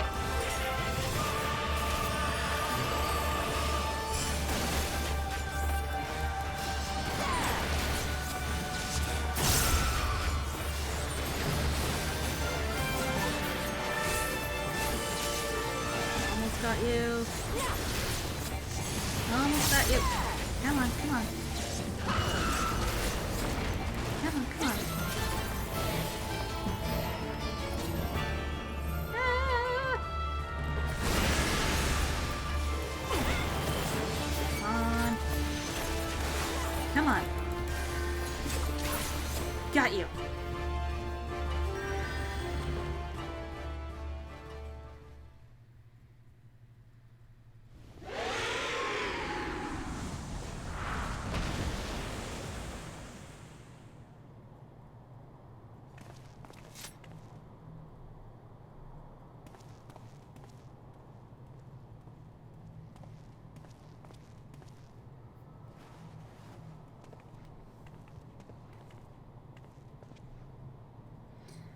I deceive her to the bitter end, but she is still a daughter of Doma. She will have a proper burial and her family's belongings enshrined with the others.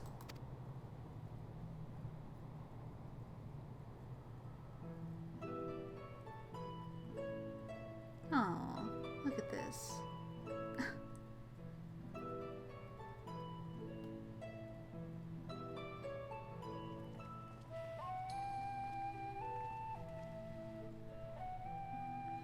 I have gathered you here today not to speak of the future, but to reflect on the past, to pay respects to loved ones fallen on the field of battle.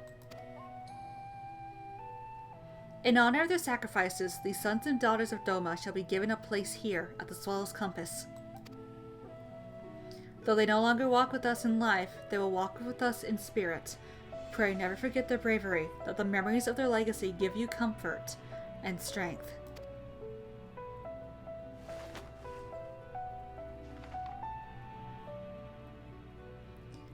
Mayara Mikotawa, the inspiring painter. He was a man who saw beauty in all things, and one day would have become a renowned artist in Kugane. Motosui Jito, the warrior in training. He longed to become a samurai like his father and bring honor to his family. Suzushiro Korakumi, the carpenter, a man wholly dedicated to his craft, who hoped to one day pass on his talents to his two loving children.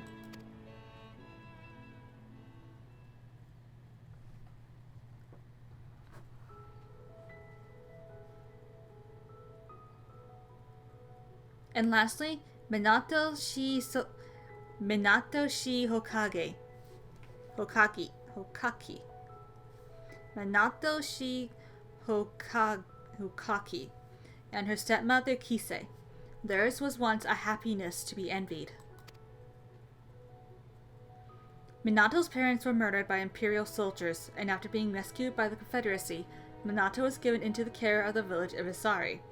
Though she arrived with a broken heart, it was soon mended by the man who would become her husband, the son of Kisei, who herself had been born to Isari on winds of tragedy.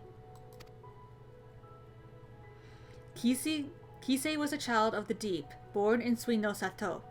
For her gifts she was exiled, but with her courage and tenacity found a new home on the shores of the Ruby Sea. She was a devoted wife and mother, and though not related by blood, she loved Minato as if she were her own. And that is how she lived, how they all lived, and how they should be remembered. Let your hearts swell not with sorrow, but with joy for their memory. Know that proof of their mark left on this world shall remain here, enshrined within the Swallow's Compass for all eternity. Let us still our voices, and in silence pray for their souls, that they may share in peace that we have found.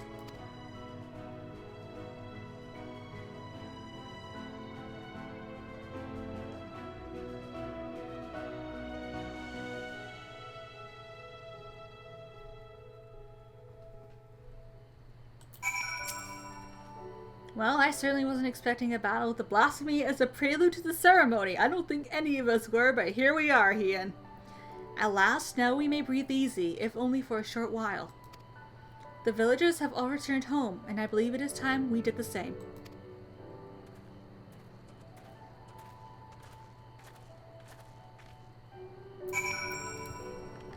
I'm just going to fly over there.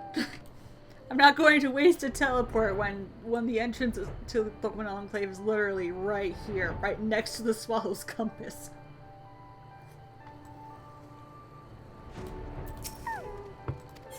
Yes, I would like inside, please, and thank you.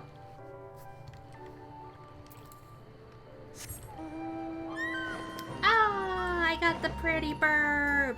I got the pretty burb!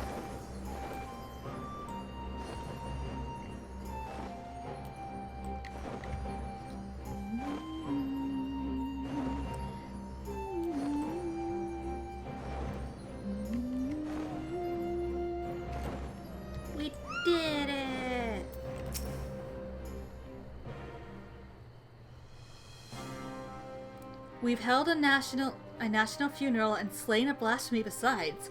A rather productive day, would you not agree? The former conscripts will be elated to finally return home. Speaking of returns, I think I speak for us all when I say your appearance at the Swallow's Compass came as something of a shock. What are your injuries from training? Quite painful for some time, I assure you.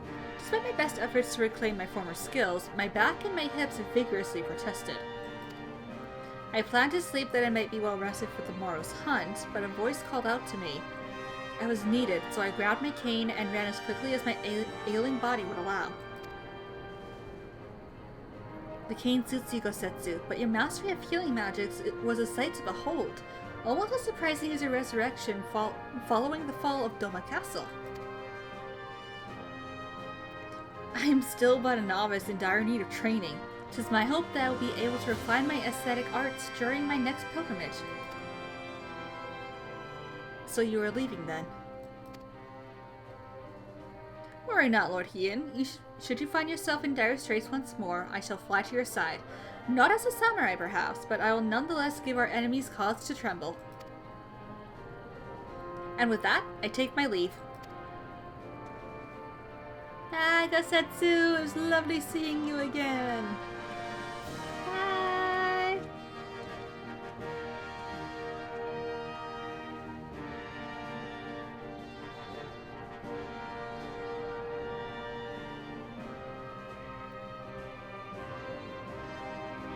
Though it may be years, if not decades, until we truly make peace with our past, we have turned a corner and begun to heal.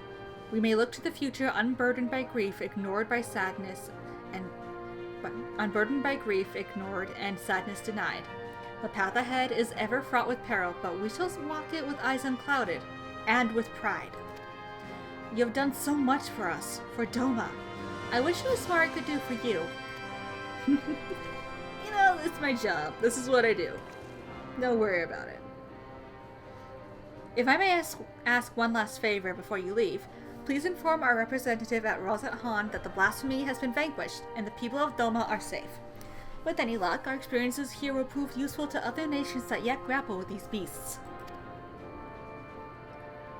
Well, I have to head back anyway. Alright, back to Rosette Han.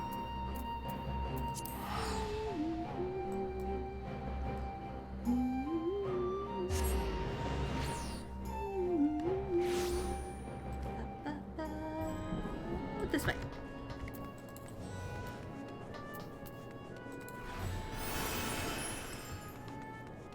Maximum speed! Well, as much speed as I can have while running anyway.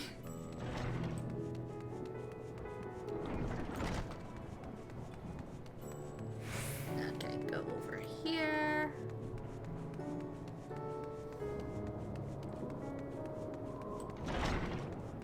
Hello, I returned. Lady Kaharu, you are returned. What word from Doma?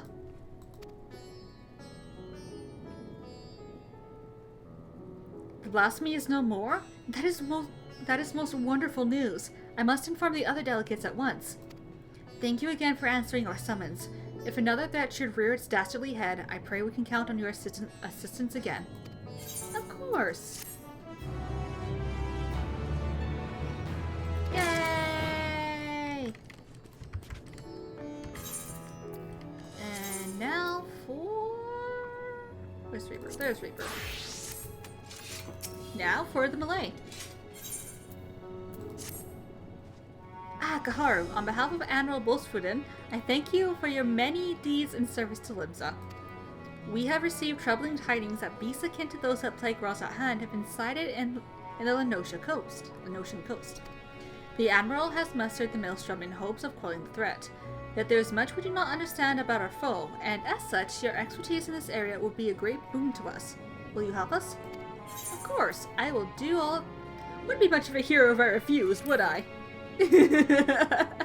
Excellent. The Admiral will be heartened to have your knowledge and martial prowess on our side, I am certain. Pray set sail for Limsa as soon as you are able. The Secretariat and Maelstrom Command will apprise you of the details upon your arrival.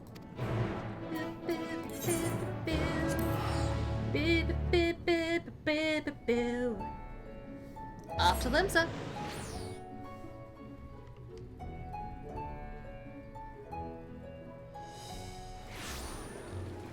Okay, where am I going? The Aft Castle. Ethernet, Aft Castle.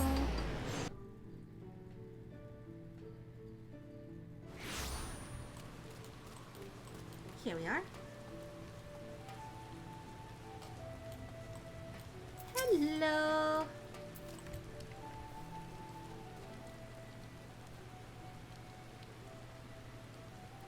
Our men at Razan told us to expect you.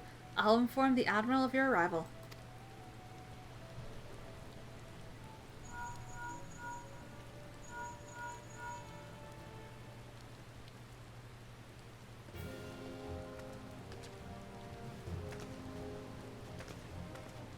Glad you could join us, Kaharu. I only wish you were under better circumstances. The grave news from the bounty has not escaped our ears. I can scarce begin to imagine the horrors you have witnessed there. It pains me to say the selfsame hell has come to Vilbrand. Fell beasts born of deepest despair have been sighted all throughout our island. Tell her what we know. The first report came a few days ago, from one of our men patrolling Skull Valley. He spoke of a fearsome creature unlike any native to our shores. While we had our suspicions, it was only later that connection to the final days was confirmed by a most unlikely source, the Sahagin. We've been treating their tempered for some time now, and many have made a full recovery. Owing to this, some factions are eager to improve diplomatic relations with Limsa. It is one such faction that has provided the most comprehensive reports, in all their alarming detail. They speak of a most dreadful sight, their spawn brothers transforming into horrific beasts before their eyes. Indeed, it is far too similar to the incident in Ranzat to be mere coincidence. If our assumptions are correct, the first and most formidable of the beasts, a Blasphemy, as it was decided we would call them, prowls our waters as we speak. Unfortunately, there have been no signs of the Blasphemy within the city. Nevertheless, if we are to spare people the horror that befell Razat, the fiend must be dealt with, and quickly. Despite our investigative efforts, we remain very much in the dark as to the precise nature of the threat we face. Were we to recklessly dispatch large numbers of troops, we'd run the risk of having our own men corrupted. You can well imagine the carnage that would ensue. As such, Admiral Bluffson has decided to keep those involved to a minimum and lead the investigation herself. And I would have you at my side. What say you? Let's go! You have my thanks. We will depart at once to meet with our Sahagin allies and gather what knowledge we can, that we might devise a proper plan of attack. They are due to arrive at South Tidegate soon. I'll go on ahead and wait for you there.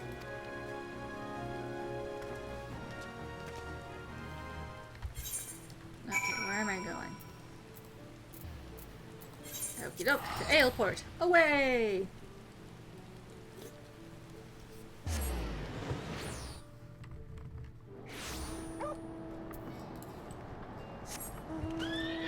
Up.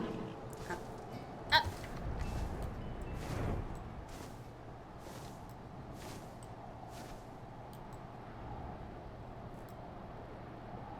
Alright, where are we going?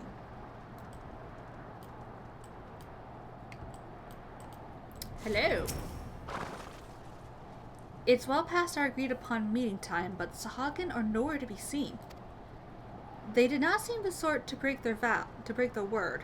This bodes ill. Let us leave this place to the guards and search Halfstone for any sign of them. Okie doke. Oh, that's not good.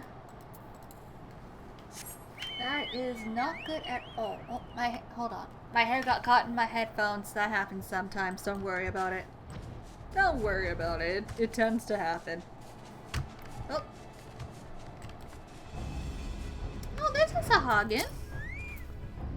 Null is in danger. Quickly, to his aid. What? Ooh. Okay. I don't know who this is, but I will go protect I will protect. I will protect. Hello. You get to die now. Thank you. Thank you and goodbye.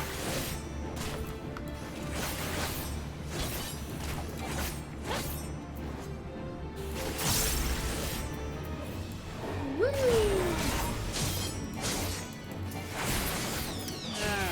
Goodness gracious.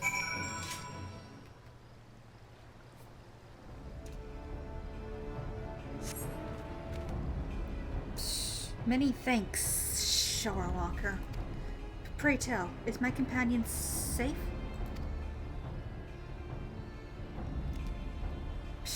The Admiral herself comes to our aid? Glad tidings indeed.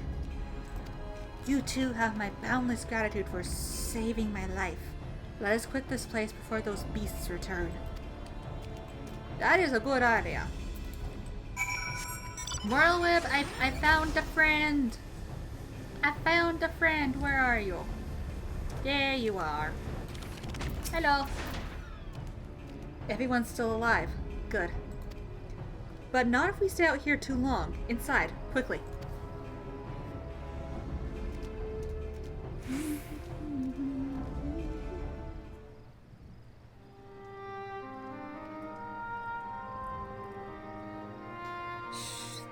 Thank you, my friends. Those ghastly beasts would have made short work of us had you not intervened. And yet, it brought me no joy to watch them die, for, unbelievable as it may sound, until a short time ago, they were none other than our very own Spawn brothers. At first, we thought them merely cursed, but our talismans and magics availed us not. Aye, 'twas no curse. 'Twas an evil like no other. Innocent souls transformed against their will into unholy beasts called blasphemies. Blasphemies? Pray, tell us more. That would be your area of expertise, Kaharu. Yes, considering how many I have killed, that would indeed be my area of expertise.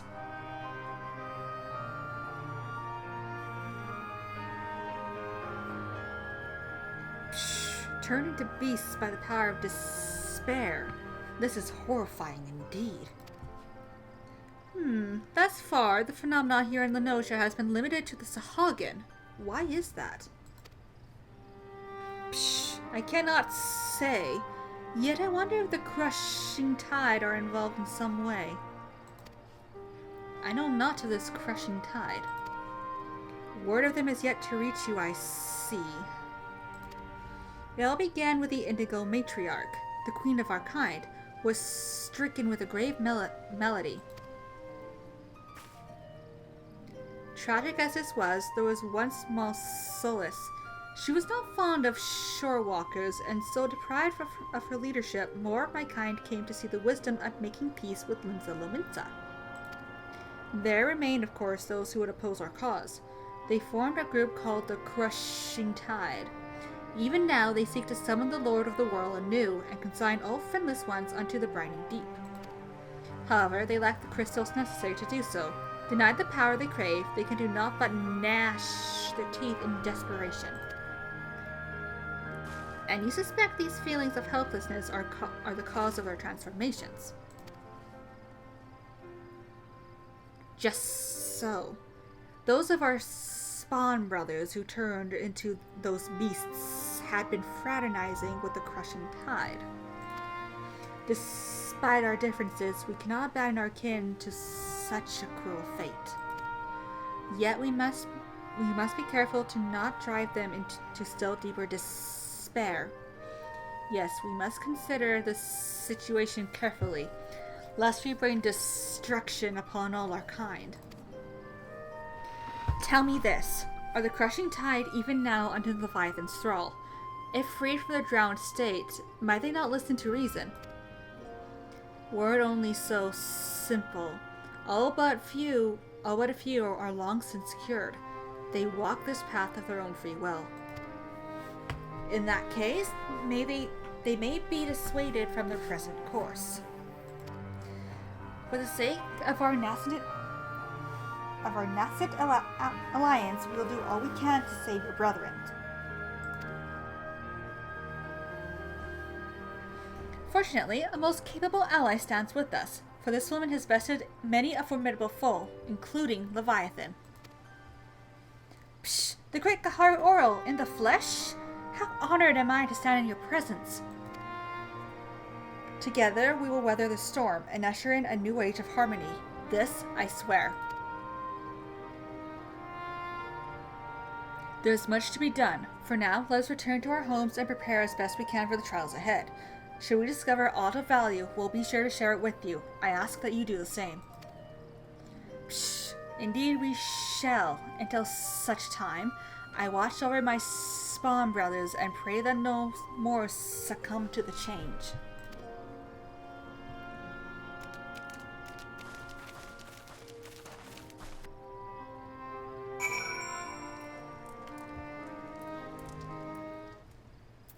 Alright, back to Limsa we go.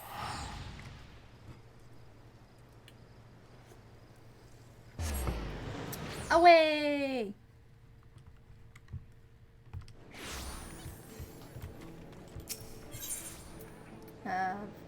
Ethernet, the after castle, please, thank you.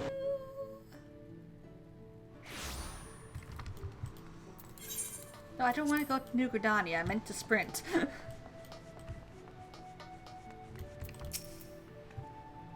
Welcome back. Thanks to you and No, I now possess a proper understanding of the challenge we face. To the daunting task that lies before us, we'll continue to cooperate with Sahagin to learn all we can. Once we have located the Blasphemy, I will have need of your strength. Till then, I ask that you remain at the ready. Clearly, the storm clouds have only begun to gather.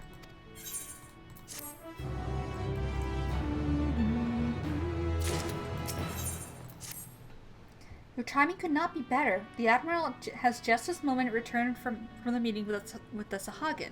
I shall inform her of your arrival.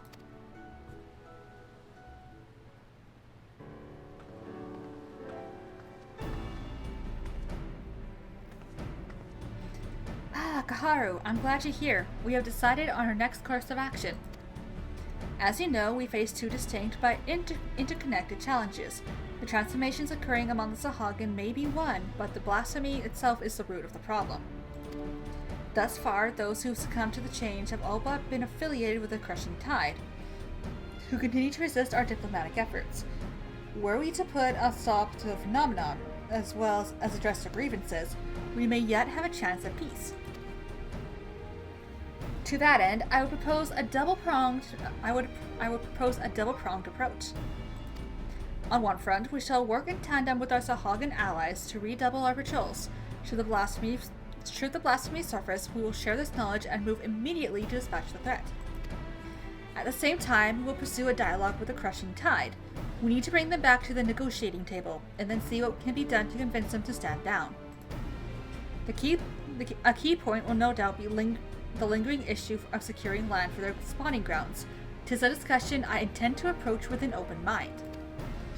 'Twill be no easy task, but we succeeded with the kobolds, and I have faith that we will succeed with the Sahagin as well, so long as we parley in good faith.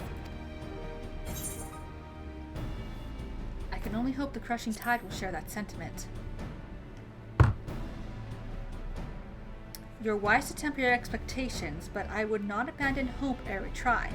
At any rate, Noel has sent word that one Dao, a priest who styles himself the leader of the Crushing Tide, has grudgingly agreed to hear us out. I will parley with him face to face at the Saspa spawning grounds, and would have you at my side, if you do not object, that is. Excellent. In that case, pray join me at the South Tide Gate when you are ready. From there, we will go together.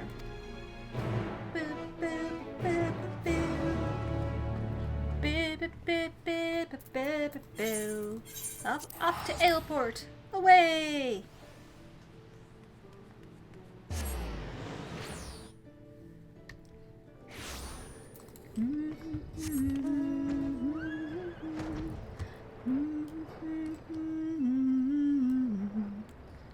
Alright, where... Oh! I get to play, I get to have Merleweb follow me around again. Love it. Love it, love it, love it, love it. I get to have more people. I'm having all the people following me around this time. All prepared, are you? Doe is not known for his patience. We must take care not to incur his ire. I was told he would be at the spawning grounds upon our arrival, but it appears he has been delayed. Let us speak with us with Hagen here. Mayhap one of them will be able to shed light on what may be keeping him. One more thing. I come here as a representative of Limsa on a diplomatic mission. Should the talks deteriorate and things come to and things come to blows, I cannot be seen to bloody my hands. I trust that you understand. And with that, let us be off.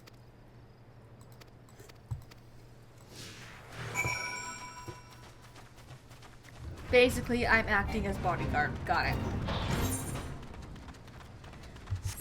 Nothing here should attack us, though, considering I'm level 90! And this is like a level 85 quest, so...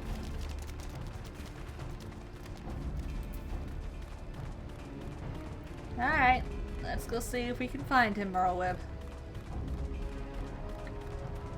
Oh, there's a Sahagin.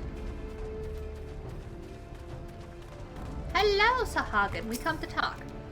Psh, what is this? Since when are filthy shorewalkers free to intrude upon our sacred spawning grounds? Pray forgive our intrusion. We seek an audience with Speaker Dole. Where might we find him? You do no such thing, shorewalker. We have not forgotten what you did to Lord Leviathan. Be gone. We won't get much out of this one. Let's try elsewhere. Oh, I can't walk over that. That's a hole.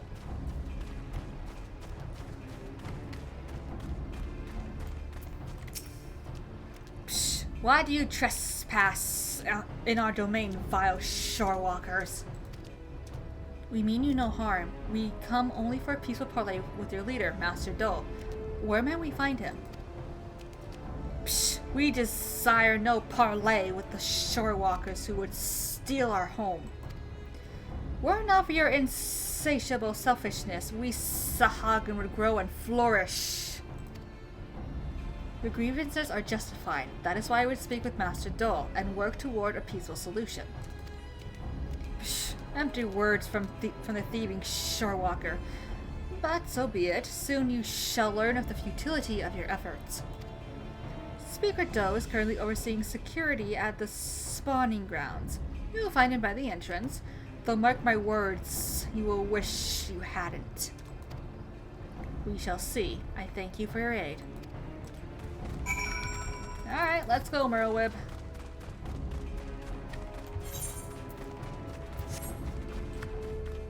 Over here, don't mind us. Ah, there he is. Hi.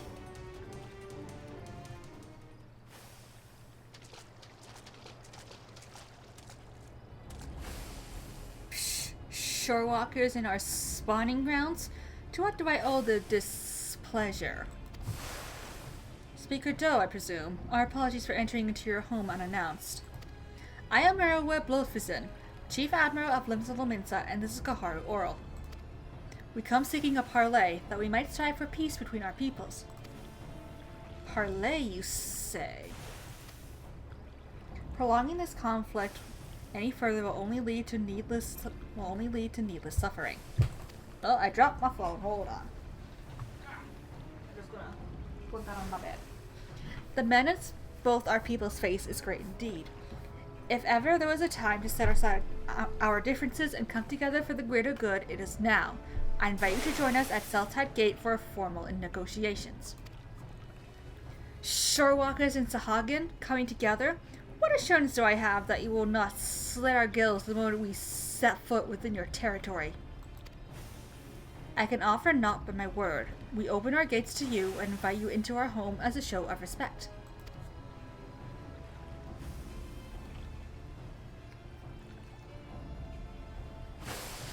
I do not trust you, Shorewalker, but let it never be said that Dole of the Crushing Tide was a coward. I accept your offer, but attempt any treachery or subterfuge, and your people will drown in their blood. Very well, Master Doe. I look forward to a productive discussion. Let's return then. I shall send word to Noel as well. I would have our Sahagin allies join us at the parley.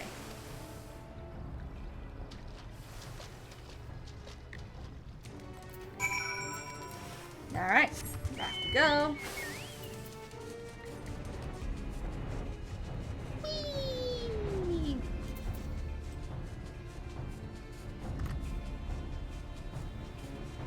Well, let's see how this goes, I guess. I have a feeling it's not going to go well, but we can hope.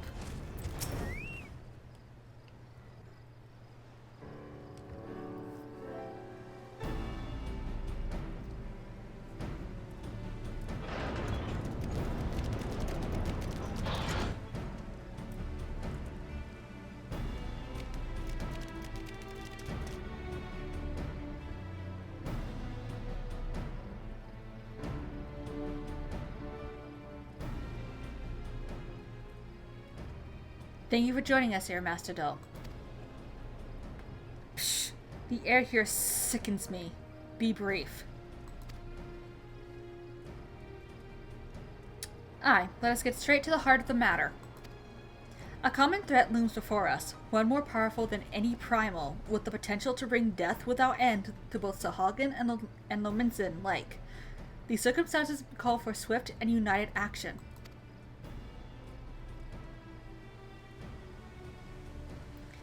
You doubt our intentions, but I remind you that we have liberated many of your kin from the Leviathan's enthrallment.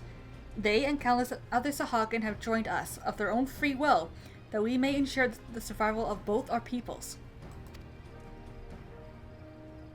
Psh, aye, by their deeds have the Lominsons proven themselves worthy of our trust. Master Doe, you and your crushing tide want only to secure a future for your people. I say to you, this can only be done by confronting this threat together. Psh, threats. Threats. What is this threat you speak of? If it is unity you crave, then submit yourself to our command. Be as the Serpent Reavers. They're the only shorewalkers I deign to call friend. You would ask us to willingly surrender ourselves to your Lord of the World. I do, for that, and that alone, will ensure peace between us. Preposterous! You propose not alliance but servitude. This way lies nothing but death for all Sahagin. Do you hear this, my spawn brothers? The Shorewalkers have stolen this one's mind. He decries Lord Leviathan and espouses the lunacy of our sworn foes. These treacherous wretches have abandoned our god and conspire to drive we faithful from our ancestral home. We cannot, we must not let this stand. Psh, for shame! Forsaken by our spawn brothers! They side with the finless ones and blaspheme our Lord Leviathan. They who steal our spawning grounds and slaughter our children. Our future. Our future.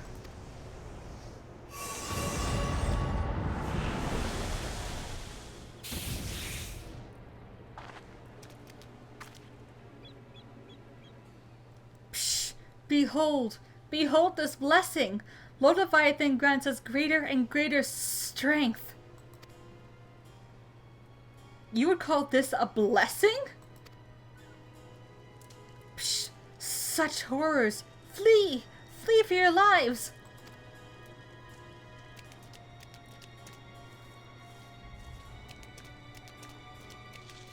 Oh no! The beast makes for Ailport. I leave this place to you. Go get him! Get him!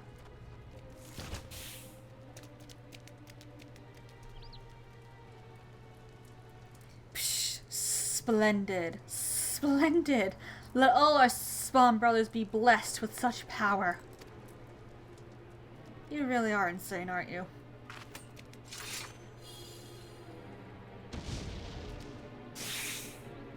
It's okay, I got this one.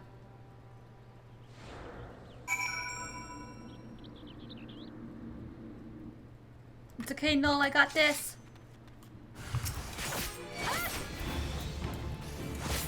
I got this. Oh.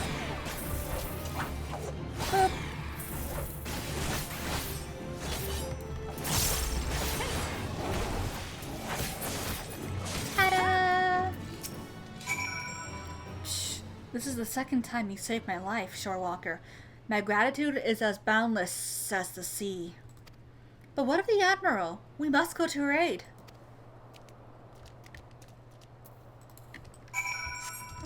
Alright, let's go find the Admiral. Alright, where did Merrill Whip go? Up there? Oh, well, she took care of... Oh. Oh, you didn't get to him in time. I was too late. I am sorry. Shh. There is no need for apologies. You are not responsible for my people's plight. But what I cannot fathom is Dole's response. How pleased he was to see his brothers become slavering beasts. The fool believes it is a blessing from Leviathan himself. Any hope for a peaceful solution will be lost should Dole and his crushing tide manage to wield these transformations as a weapon against us. I shuddered at the very thought, and yet the true threat, the blasphemy, is still out there, yes? Just so. The first ones to transform are those who have fallen into the deepest depths of despair. The more painful their anguish, the more fearsome and formidable they become in their bestial forms, and the greater their influence over others. Psh, we can scarcely hope to stand against a legion of such foes. Would that there were more of my people would that there was more my people could do to help. I will have the Maelstrom patrol the seas with a blasphemy, that we might slay it with all due haste. But this may well amount to naught. If the blasphemy, too, was born from a Sahagin, it could be sheltering in the depths, beyond the reach of our ships. In that case, pray allow my spawn brothers and I to serve as your eyes beneath the sea. Thank you, Noel. Through our efforts combined, we may yet weather this threat. Oh, I forgot to turn that off. That well. As for your brothers, who gave their lives today for our cause, I shall see that they are returned home to be laid to rest as they deserve. Psh, you have my gratitude, Admiral. And with that, we should return as well. There's much work to be done, and would see it done quickly. I knew there was something I was forgetting to do. Oh well. Nope, I don't need a mount. I need to go back to Lumsa.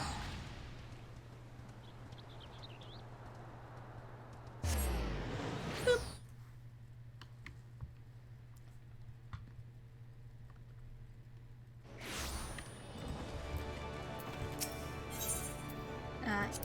No, not the residential ether. Ethernet. I want the normal Ethernet to the Aft Castle, please, and thank you.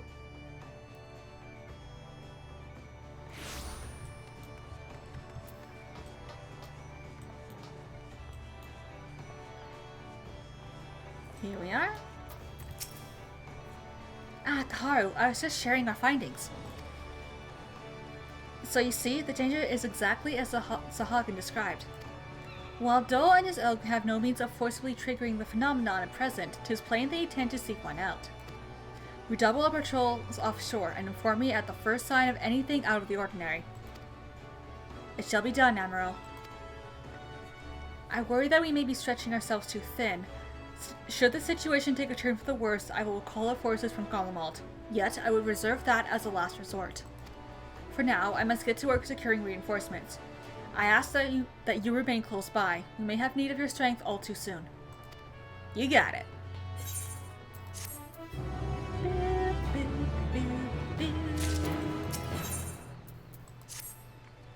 The Admiral had left a message for you, and the news is not good.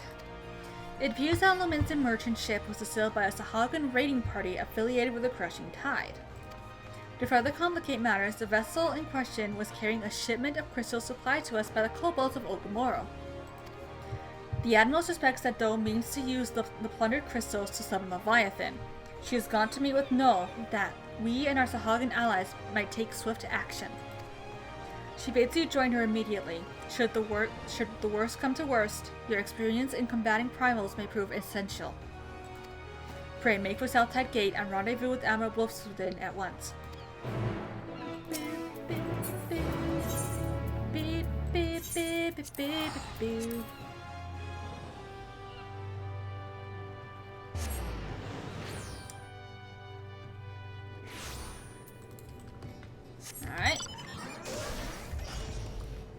got our work cut out for us, it seems.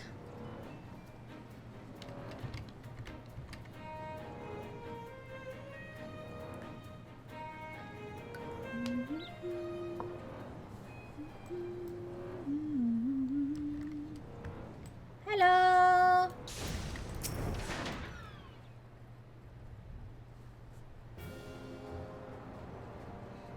Thank you for coming, Kaharu.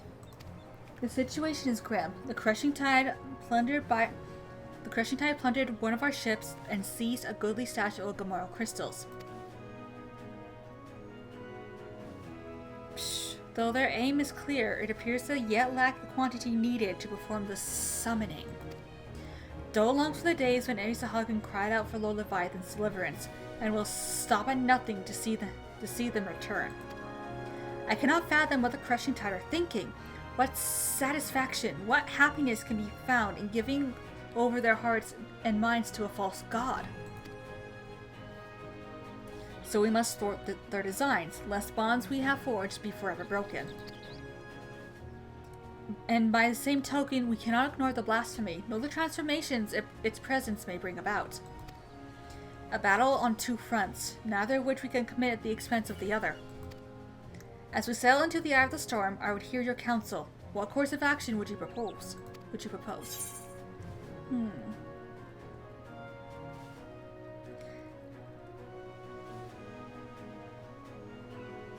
Why don't we recruit the Yellow Jackets to the cause? The Yellow Jackets are spread thin, keeping the coast safe from the crushing tide and their raids. We cannot afford to dilute their ranks any further. No, we must look to another party for assistance, I'm afraid. Any other ideas?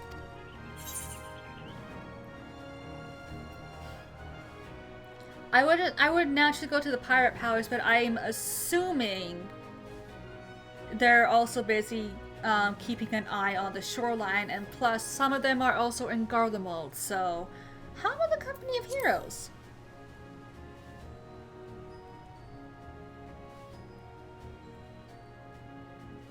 The Company of Heroes? Now that's a name I've not heard in some time. 'Tis true that they answered the call many a time. Indeed, other than you and yours, there are arguably none better suited to the task of primal slaying.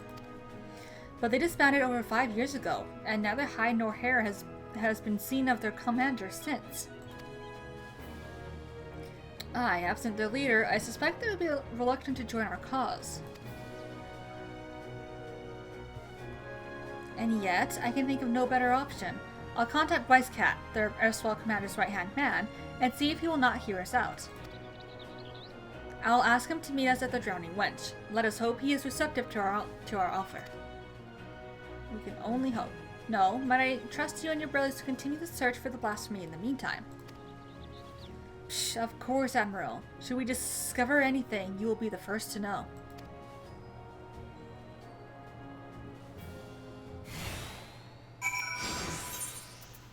Alright, back to Limsa.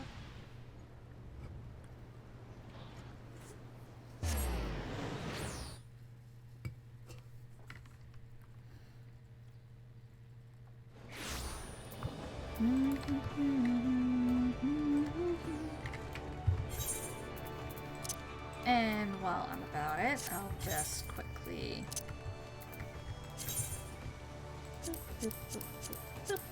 And... there we go.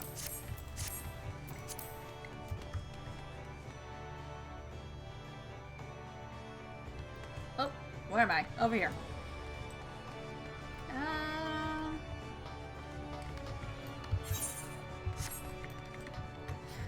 Oh, okay. I get to stand here now.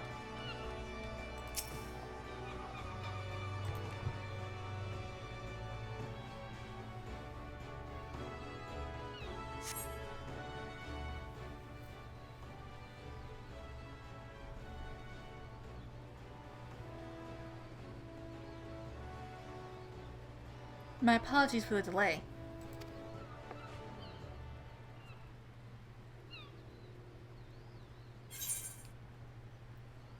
You are alone?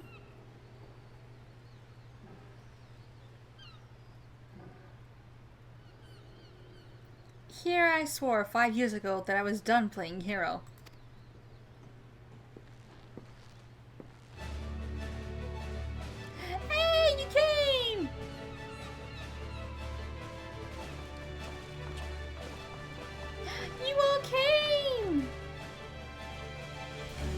someone please explain what all this is all about? Believe it or not, I am a respectable man with respectable obligations these days.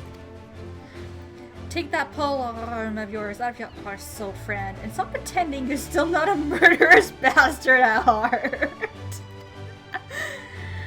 Watch that wicked tongue of yours, Odu, lest I screw it and prove you right. Ah, nothing like a reunion with dear companions over a bottle of the wench's finest vintage. That is why we're here, right? Psh, psh. Long time no eye catch up, Landers. Brayflax is tummy tickled to see gobby friends again. Thank you for assembling on such short notice.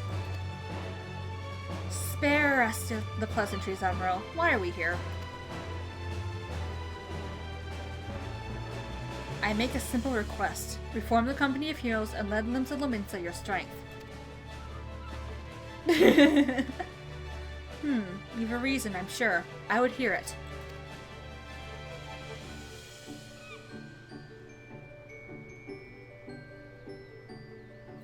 The King!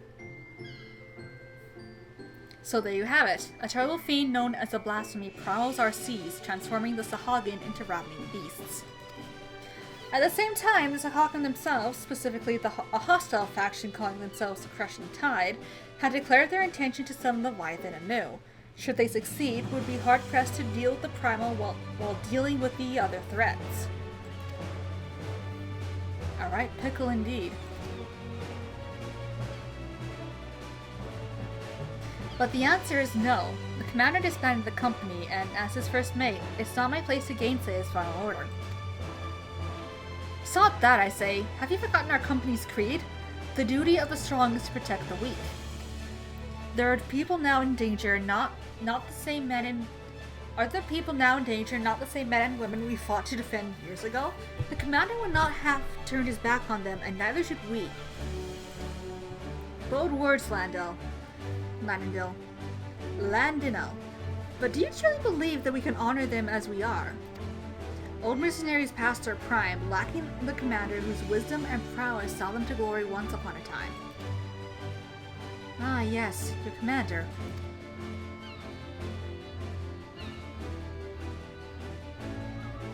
What if the Haru here were to lead you in instead? Surely you would not question her abilities. What? Excuse you? An intriguing proposition. I, for one, would not be adverse to serving under such a decorated hero. Gummy friend, it has friendly head for fighty think and goodly arms for thinky fight. As ringing an endorsement as any, but I would hear it from the woman herself. Do you believe you are capable of leading the company of heroes into battle?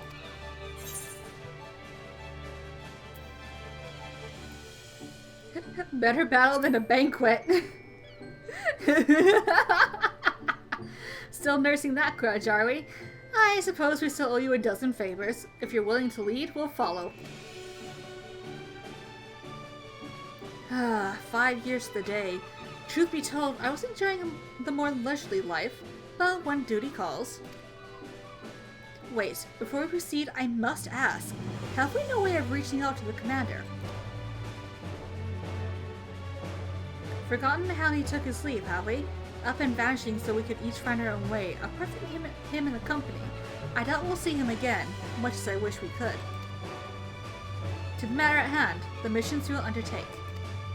First, you are to aid us tracking down the blasphemy that roams the sea. Second, you must prevent the Crushing Tide from summoning the Leviathan at all costs. Oh, Saddle! And here I thought we might get our feet wet with a real challenge. But in all seriousness, we should take care to decide who attends to what. Sounds like a job for our acting commander. I'm sure she'll give it all due consideration.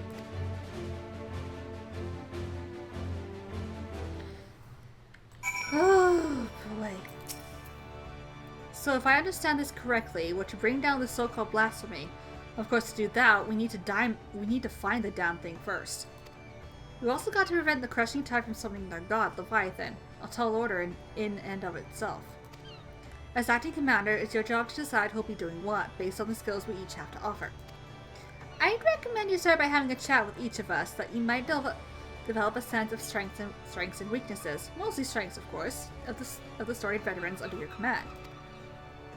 I know Udu would probably be best for tracking.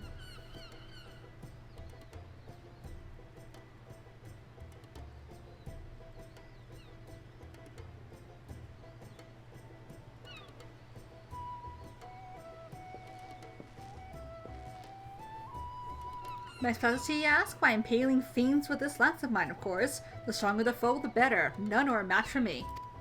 It would be a folly to waste my talents on dealing with those slippery freshmen. Set me against the so-called Blasphemy, and I'll have the thing on skewer before you can say Merleweb Blowfisten. Yeah, okay, let's have you slaying the Blasphemy. Oh, wise choice. Then Landinal after the Sahagin, and he's like to help them some Leviathan to say his bloodlust.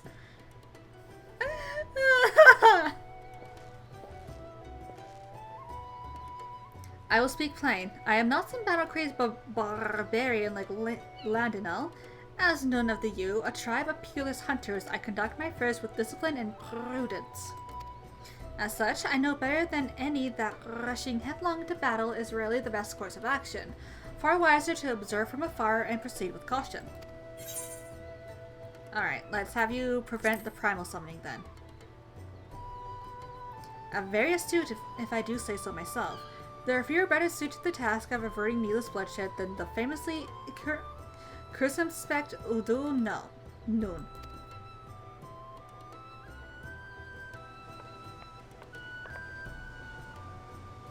As you well know, my vision is somewhat lacking these days.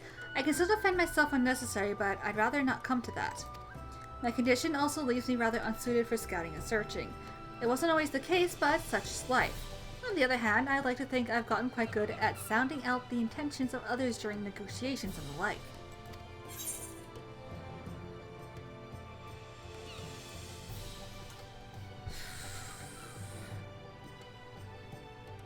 Then it may... Ooh, this is a tough one.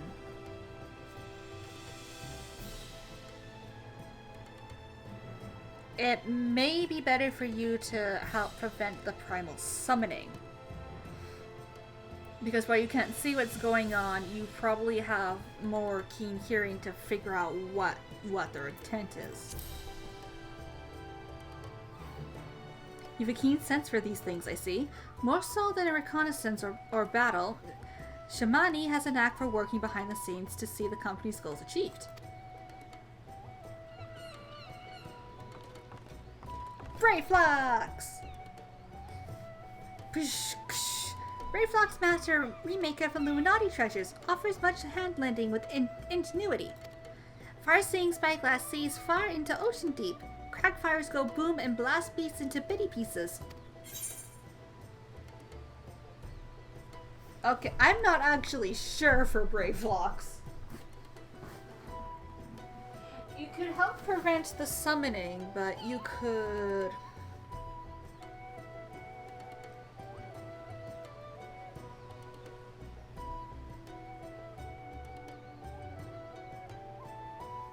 I am not quite sure.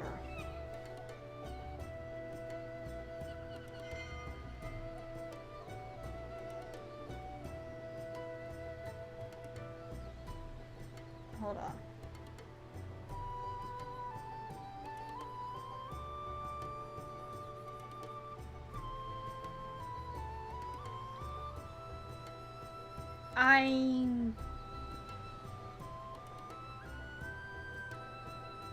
I'm almost wanting to say preventing the primal summoning, but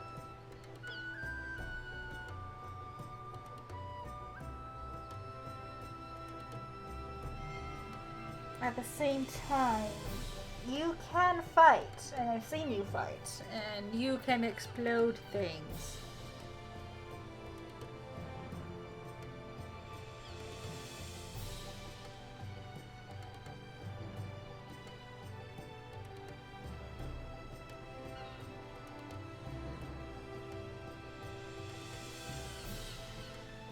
Okay, I think I got it.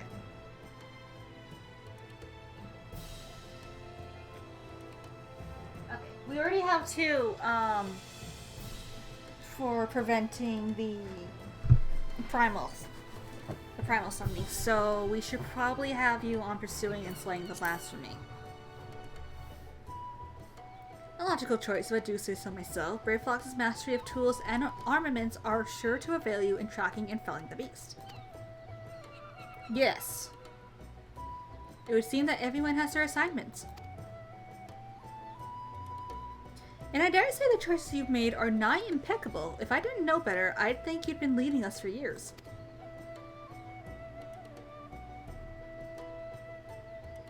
And with that, it is time we got to work. I have procured the pearls for one and all, that we may keep each other apprised of our progress. You may pick them up for the Maelstrom command. We'd best be off then. Should we have need to regroup or reconsider our strategy, call for us.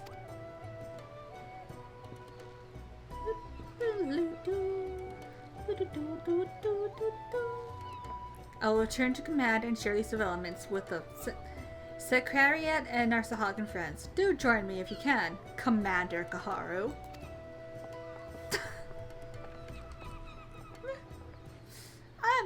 Okay, this is a terrible idea, but this is where we are now.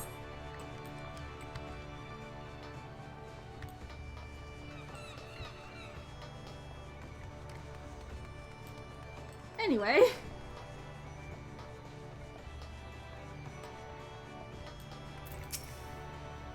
Kaharu, the Admiral has apprised me of the situation in full. Furnish Kaharu with the link pearl, yes? Of course, Admiral.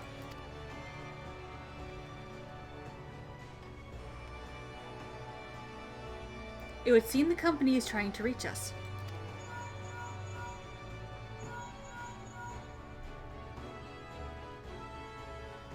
Hold there, Commander. Just give the word and I'll come running. Lower your goddamn voice, will you? Watch your tongue or I'll track you down and rip yours out. Pfft. They sound more like mortal enemies than old companions. That's where Kaharu comes in. I'm trusting you to whip them back into shape. Make them a force to be reckoned with. I'll try. I'll have the Secretariat contact you if there are any developments. I would convey them to the entire company by link pearl, but we cannot afford anyone taking reckless action. In the meantime, I will reach out to Null and see what he's gleaned about the crushing tide in their hideout. Let us hope for good tidings, Commander.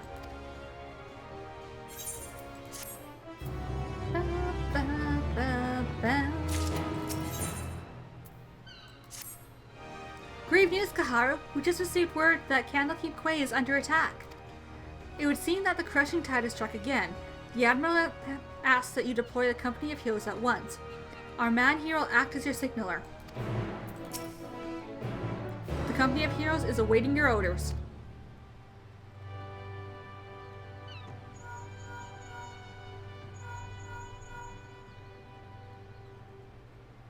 Candlekeep Quay? Both Landinal and Udu no should be close by. What are your instructions? Landinal is a hot-headed warrior who lives for the thrill of battle, while Noon is a calm and calculating hunter. Both can serve you well, but better if assigned to a task situated to their skills. See the residents of Candlekeep Quay to safety. Consider it done, Commander.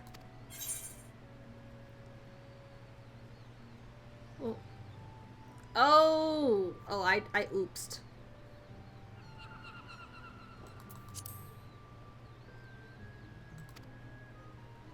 The rest of us will head there. I oopsed. I didn't realize. Okay. Well, you know, this is what I'm dealing with now. Landinal should have head straight. Okay, never mind. I oopsed. It's fine. We'll deal with it. But honestly, they should be helping the people in safety. Landinal, oh, never mind.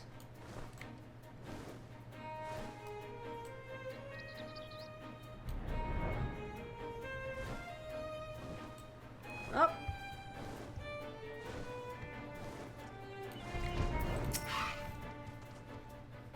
Worry not, the tide has already ebbed, if you follow my meaning. Sorry, Landinal, I didn't... Oh well. Perhaps you're curious how your men carried out your orders. Landinal managed to see every last man, woman, and child to safety, albeit grumbling all the while about he'd rather be skewering fishbacks. Well, I mean, he did his job. Udum made full use of his talents in leading the rescue effort. Not a single man, woman, or child suffered so much as a scratch.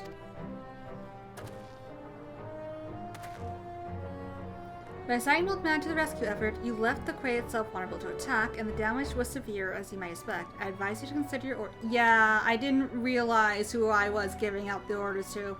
Pardon my bluntness, but you have much to learn about being an effective leader. You best be a quick study. Yeah, I know. Look, I did my best, okay? Battle's over, I see. 'Tis good the company of heroes can still live up to its name. I demand answers. Why did you target Candlekeep Quay? Psh, I spit in your questions, filthy shorewalker. I was hoping you might do this the easy way, but if you insist... Psh, why would you so you would torture us? You shorewalkers are all the same. Savage brutes, the lot of you. Torture? Please, we're not so uncivilized as that, my slippery friend. Brave Fox's shiny treasure will have fishermen trading tongue flaps in no time. Allow me to explain. Shamani, Lomani, and Brave Fox are well practiced in the art of interrogation. Shamani has a sharp mind, as I'm sure you've noticed, and a knack for getting information out of uncooperative types with a minimum of fuss. Brave Fox, on the other hand, her methods can be unconventional, to say the least, but it's hard to argue with the results. Well, Commander, the choice is yours to make.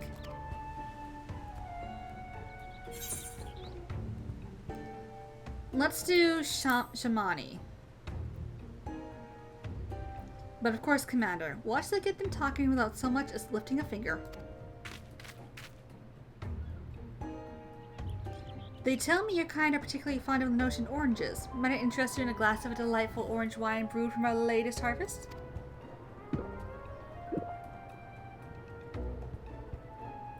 This is... Psh, another glass, Shorewalker. I demand it, in return for the crimes you have committed against my spawn brothers. A mere glass, my friend. Why, I'd be more than happy to offer you a full bottle, nay, an entire cask, if you provide us with the answers we seek. Psh, we have a deal, Shorewalker. For a cask of that blissful beverage, I will tell you all my secrets.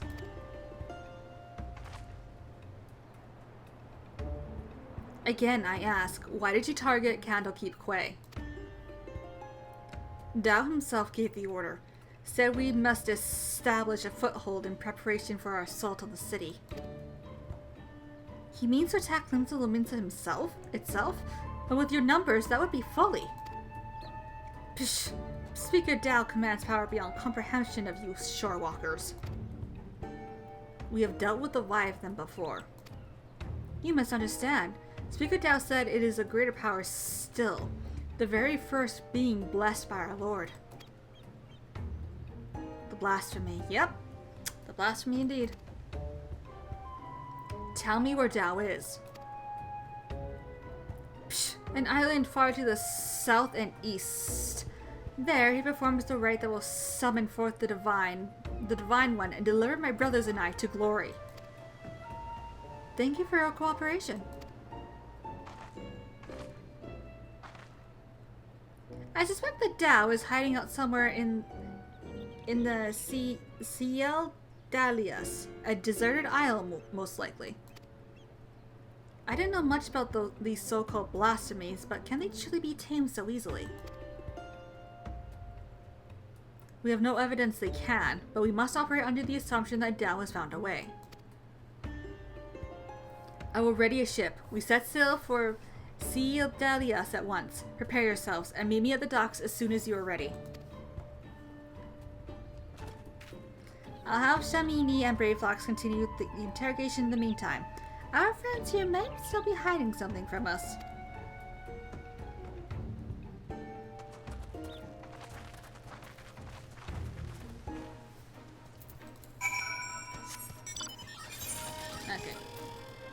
Okay, so Limsa and then to the Fisherman's Guild. Got it.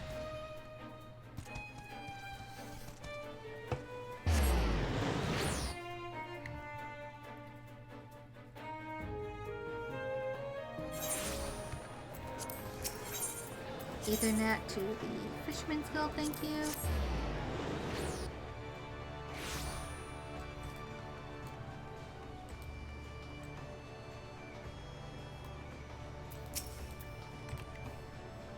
Everyone is here? Good. We make for Sia Dalias in search of Dole's hideout. Our friend Noel has been waiting for us there. The Blasphemy too may be present. Be vigilant and keep your weapons at the ready. Well, Commander, do you have any words for your men on the eve of battle? The duty of the strong is to protect the weak. Yeah!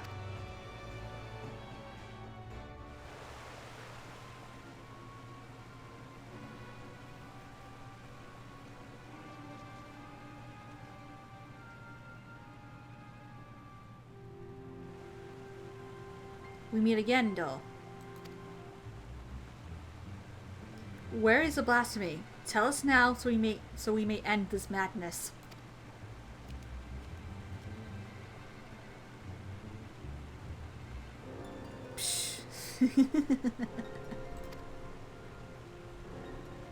Why are you oh!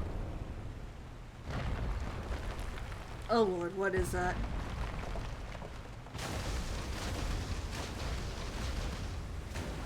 Good Lord.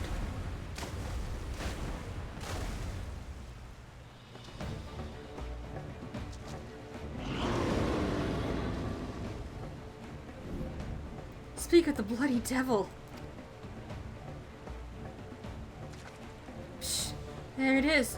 The dread beast I saw beneath the waves. The source of our woes.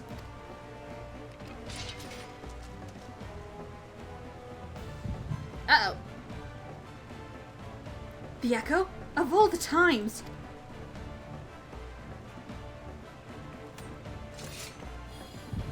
No, it's too powerful! Defend the commander!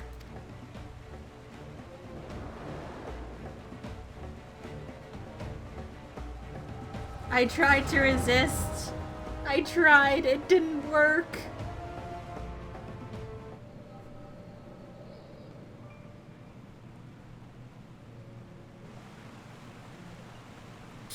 I bring grave tidings, my queen. The wretched shore walkers poison the minds of my spawn brothers with false words and foul magics. Our poor beguiled brethren renounce the Leviathan and name him a false god. They treat with limbs of Lominsa, and some even call for an alliance. We must summon him, that the lost might receive his blessings anew. This I would gladly do, had our stock of crystals not run dry. Spawning time is nearly upon us, yet you fight and bicker amongst yourselves. How am I to birth a new brood when my children grown stand divided?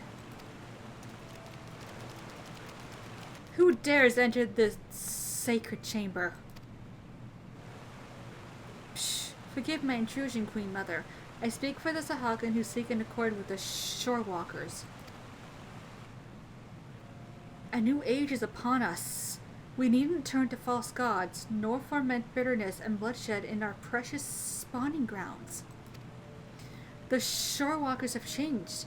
They endeavor to understand us, to share these lands with us, that they may have peace, and we are spawning grounds. Could this be true? Lies, lies! Not be deceived by that one's delusions, my queen. He is a heathen who has strayed from Lord Leviathan's light. The Shorewalkers are oathbreakers, now and forevermore. As they extend one hand in friendship, they clutch a dagger in the other. We are beasts in their eyes, deserving of naught but slaughter. Oh, for a blessed moment I felt the faintest touch of hope. But you're right, Doe. They are demons, and we are damned. Oh, for woe. My poor children have lost their faith. Their minds poisoned by lies, they turn away from the Lord of the world and cast their lot with the enemy. 'Tis so, my queen, 'tis so. We will have no choice but to abandon our sacred spawning grounds and sink to the ocean's floor to rot and decay. Oh, my dearest of my children, you tell them that we have no future.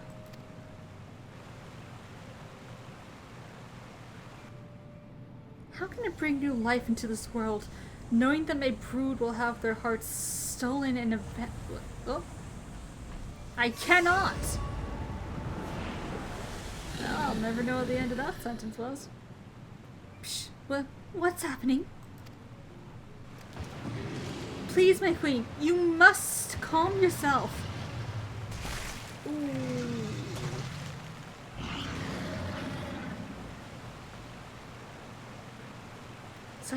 Such power, such beauty.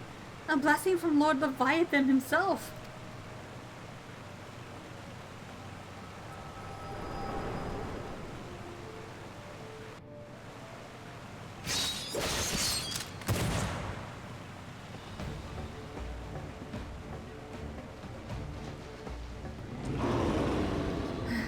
So this is a blasphemy, eh? I can see what all the fuss was about. Have you witched about you? Good. If you can fight, now is the time.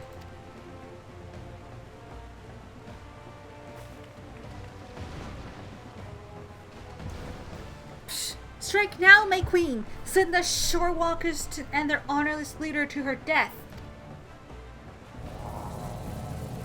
Well, that's not good.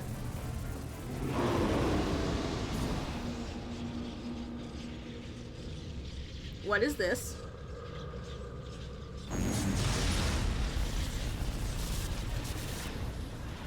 Ooh, that's not good. What's happening? I can't feel my legs.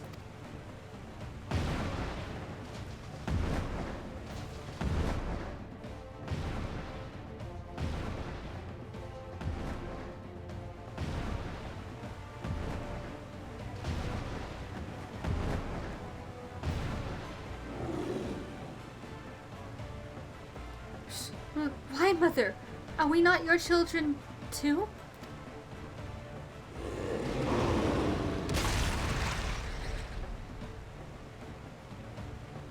Oof.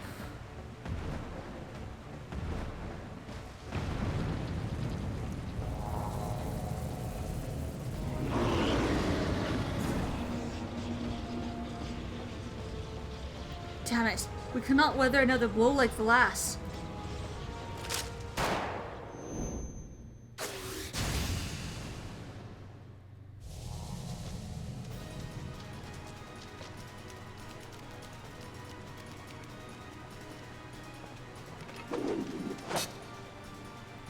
I still don't know when the seven hells just happened, but I'll be damned if I'm going down without a fight.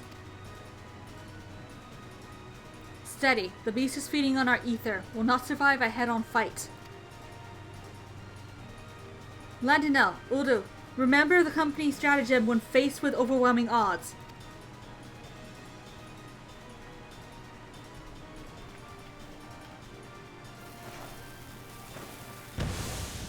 Smoke bomb! Retreat! Retreat! Let's get ourselves some bloody hells out of here!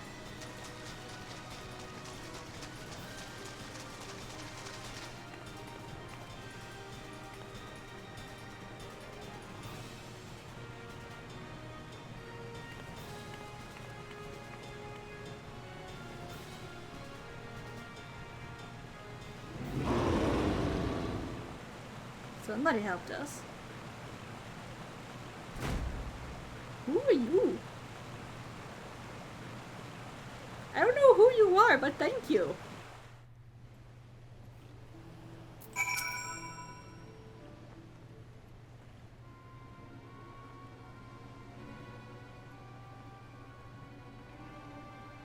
Damn it all. We'd have better luck holding back the tide.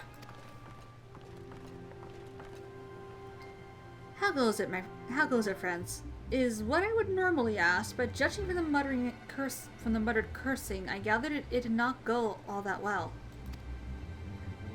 We barely escaped with our lives. To think the damned beast had the power to stop us in our tracks.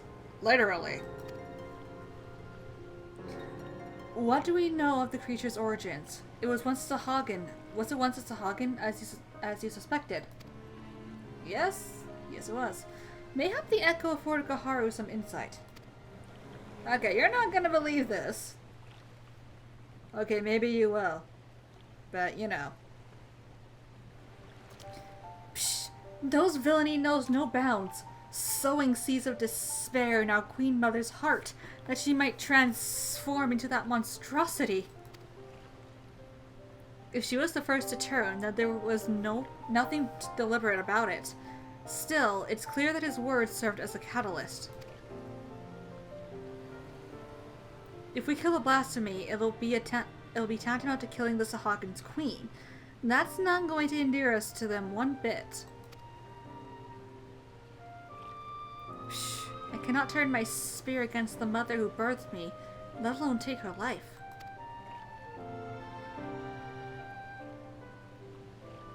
Out of curiosity, did anyone see who fired that shot? Were it not for them, we'd all be dead.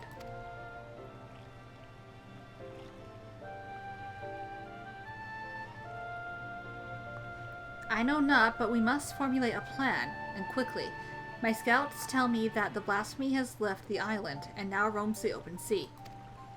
I will order them to continue the search. In the meantime, we must find a means to overcome the beast's formidable offense. Leave that to us. Time and again, we've used our wits and experience to triumph over the longest odds.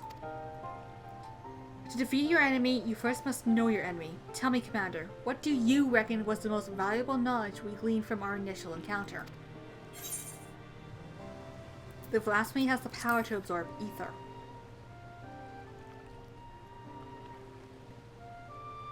I concur. Now that we know how the beast disables its foes, we can use this knowledge to devise a proper defense against it. But that is not all we have learned. While the Blasphemy can maneuver throughout the water, it also frequents caves in the lake. Our best chance of defeating it would be in such a place. Our only chance, I dare say.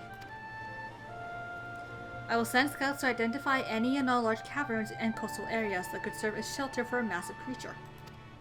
To ensure the safety of our people, and to have any hope for peace with the Sahagin, this is a battle we must win.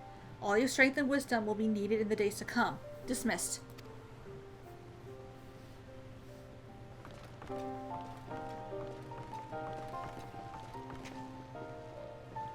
Oh no. It's okay. Come, let us share our findings with the Maelstrom.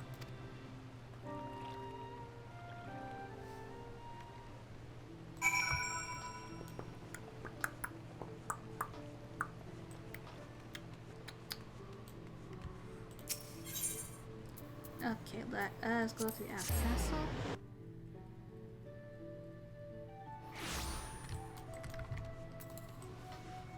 Whee! Now that we have seen what the Blasphemy is capable of for ourselves, it is more plain to me than ever that it must be slain. Reach out to all trade ships entering and departing Limsa. Inform them any sightings of the Blasphemy are to be reported to the Maelstrom Command at once. Understood, but given the beast's abilities, how do you intend to overcome it? I trust that the Company of Heroes and Gaharu, experienced Primal Slayers all, will find a way. And yet, I could leave no resource untapped. There is one more whose expertise I would call upon, if he would agree. Even Wisecat is at a loss as to his former commander's whereabouts, but mayhap Inzar could offer some guidance. No doubt you're still fatigued from the battle with the Blasphemy. Pray, rest while you are able. When you're ready to take further action, you will hear from me. Till then, take care.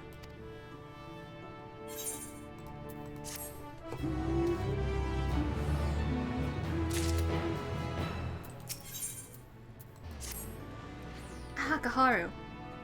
I wish I had better news for you, but the Blasphemy continues to elude us.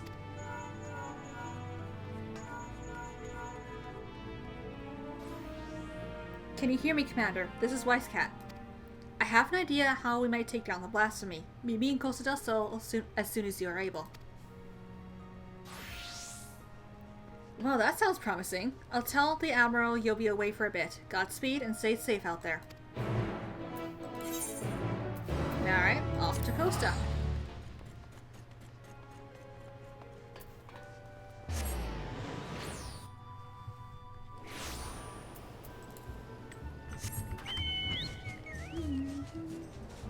Hello! Apologies for having you come all this way, Kaharu. Ever since our encounter with the Blasphemy, I've been racking my brain to find a way of dealing with its debilitating attack. Sadly, I've come up empty-handed, and my companions were no better. And that's when I started thinking, if only our finest was still with us. He always had a knack for noticing what the rest of us missed. His eyes were so sharp he could spot a foe's weakness with a single glance. It's thanks to him that we were able to slay both Leviathan and Titan, and live to tell the tale. The rub is, well, he's a bit eccentric. And yes, I know you could say that about all the company's members. But unlike us, he prefers to work from the shadows. Truth be told, I've not seen him since the day we disbanded. I doubt he'd help his old comrades even if we asked, but an order from the company's acting commander would be a different story. In our heyday, we had a way of reaching him. Whistle at the forked road, and sooner or later he'd show himself. Didn't matter when, winter or summer, in broad sunlight or the dead of night. He'd always be watching from afar. With any luck, he still is now. But I've rambled on enough. Go on now. This may be our best and only hope. Oh goodness. Alright, where am I going?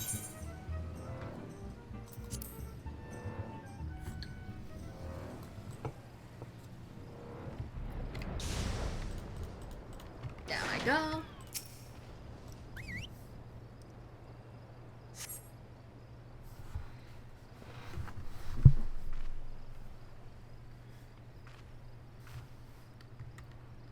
Here I was, enjoying my retirement. Why'd you have to go and bloody whistle? Oh, you're the one who helped us!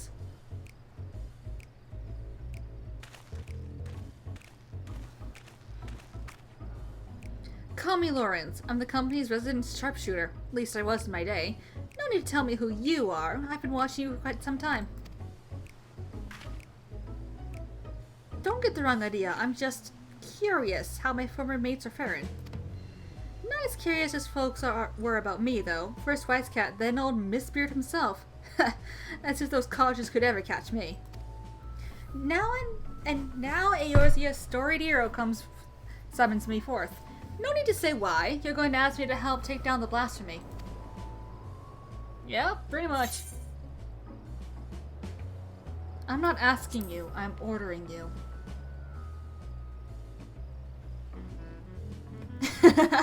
You drive a hard bargain. I like that. Who am I to refuse an order from the company's acting commander? So tell me, acting commander, what specific duty would you task me with? I trust you do have a plan.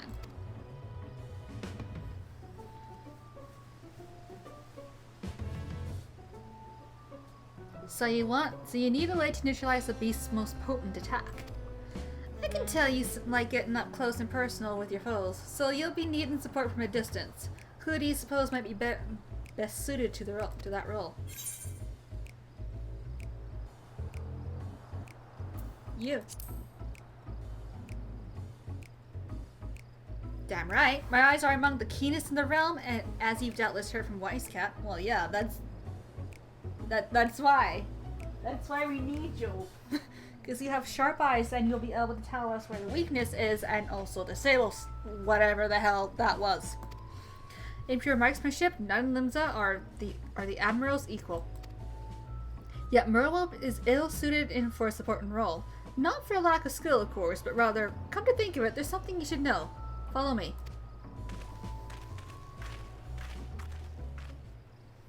Alright, where am I going?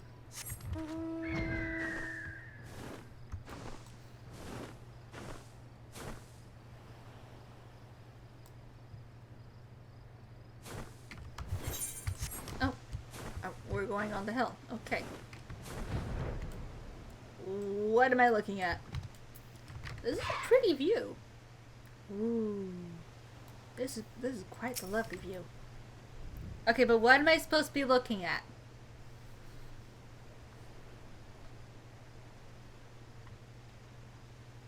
Quite the view, wouldn't you say? I often come here to admire the sea. If you would, indulge me for a moment and I'll spin you a yarn. Just try not to doze off.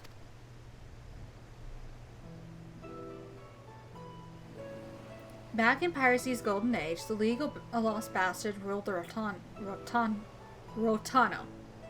I was one of them, as was Merweb. We were led by none other than her old man,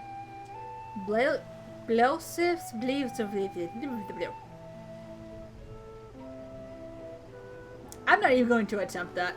The most feared captain in all the high seas. Feared by his enemies, that is. Stern and unforgiving though he was, he took me under his wing and showed me the ropes.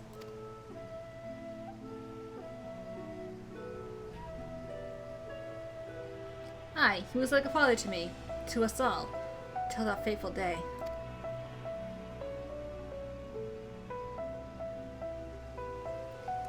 Was in the year 1562 of the 6th astral era.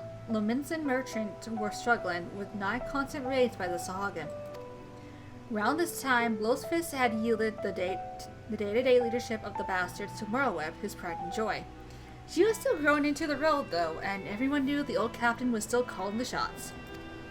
Old Blowsfist had a noble streak, he did. Ordered us to defend the traders from the fishbacks. Merlweb led the effort, and we fought day after day to keep the seas safe.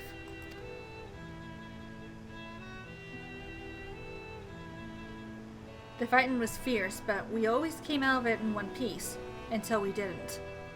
Until after a skirmish, a Sahagin survivor, with his last breath, summoned forth the Lord of the World. The great beast toppled our masts and cracked the keel like an egg.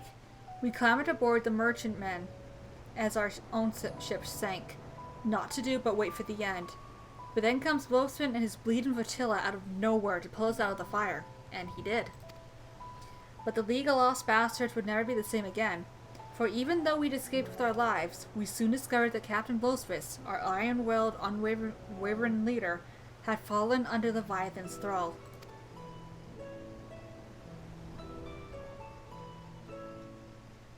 Of course, in those days, we didn't know much about drowning or tempering, didn't know what to make of our captain as he grew more angered by the day. His words devolved into crazed ramblings. Then, one day, he vanishes, taken off with half our men. Not long after, a band of pirates calling themselves the Serpent Reavers began taking prizes in the Indigo Deep alongside the Sahagin. At their helm was none other than Captain Blowsfist, who cast his lot with the fishbacks. Merlweb knew what had to be done, and to her credit, she didn't shrink from the deed. She acted quickly, sneaking off under the cover of night with a skeleton crew without so much as telling me. Of course, that didn't stop me from stowing myself in the cargo hold and joining her on the voyage. She was not too happy to see me at first, wanting to leave me out of it, she said, and it seems I made myself known when she was struggling to fend off a horde of reavers and fishbacks. It wasn't hard to win her over. Her twin muskets fell in one after the next, and as my sharpshooting kept her safe from afar, we cut a path to the center of the isle. As there we found Blowsfist, or rather the merciful wretch he had been reduced to, all bones with skin shriveled into a tangled matter of white hair, eyes bulging from his head like a fish as he prayed to the Lord of the World.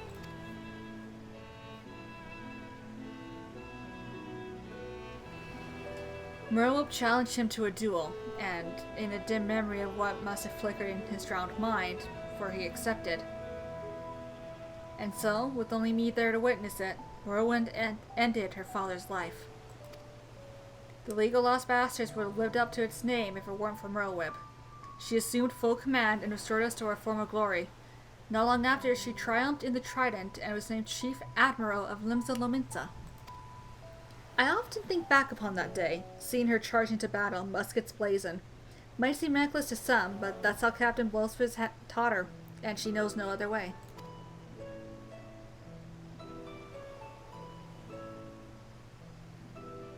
And that's why I made it my job to support her from the shadows. and it's a role in which I'll happily serve again. I owe that much to our old man. My only doubt was whether you, my friend, were worthy of commanding me, but watching you from afar has answered that question. Aye, tell Wisecat and the rest of my no-good companions that Lauren stands with them.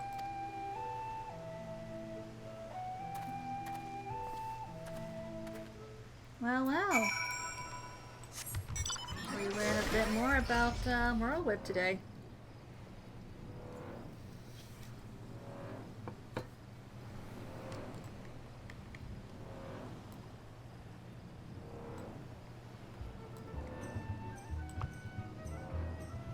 Hello, I returned.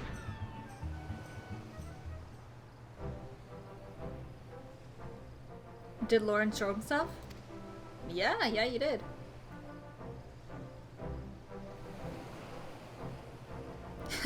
Now there's a surprise. I had some hope your words might reach him, but never did I imagine he would agree so readily. Ah, just one thing, Gaharu. I'd appreciate it if you didn't mention Lawrence's involvement to the company. Ranged&Melee in particular. They'll find out soon enough regardless. At any rate, this gives us new hope in our battle against the Blasphemy. All that remains is to set the snare and lure the beast into our clutches. Our scouts are on the lookout for the creature as we speak. If the latest reports are to be believed, we are drawing ever closer. And with that, I'd best get back to it. Can I trust you to report these latest developments to the Maelstrom? Then till we meet again, Commander.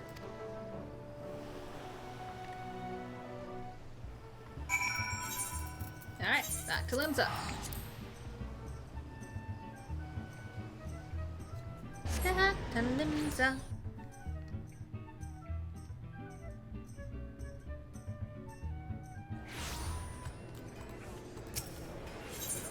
Fairness, the aft castle.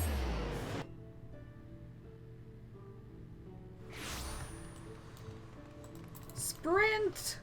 Sprint, sprint, sprint, sprint, sprint, sprint, sprint, sprint, sprint, sprint, sprint, sprint. Sprint! No, not you. The search for the Blasphemy continues, though I understand you've been carrying out an entirely different investigation. A marksman by the name of Lawrence, eh? The Admiral will be pleased. Of course, we won't have much call for his skills until the Blasphemy is found. Rest assured, rest well and prepare yourself as necessary in the meantime. Lawrence. Why does that name ring a bell? Alright, let's go hunt a Blasphemy! Despite our best efforts, the Blasphemy continues to elude us. For the time being, Sorry to interrupt, but I have an incoming communication from Wisecat.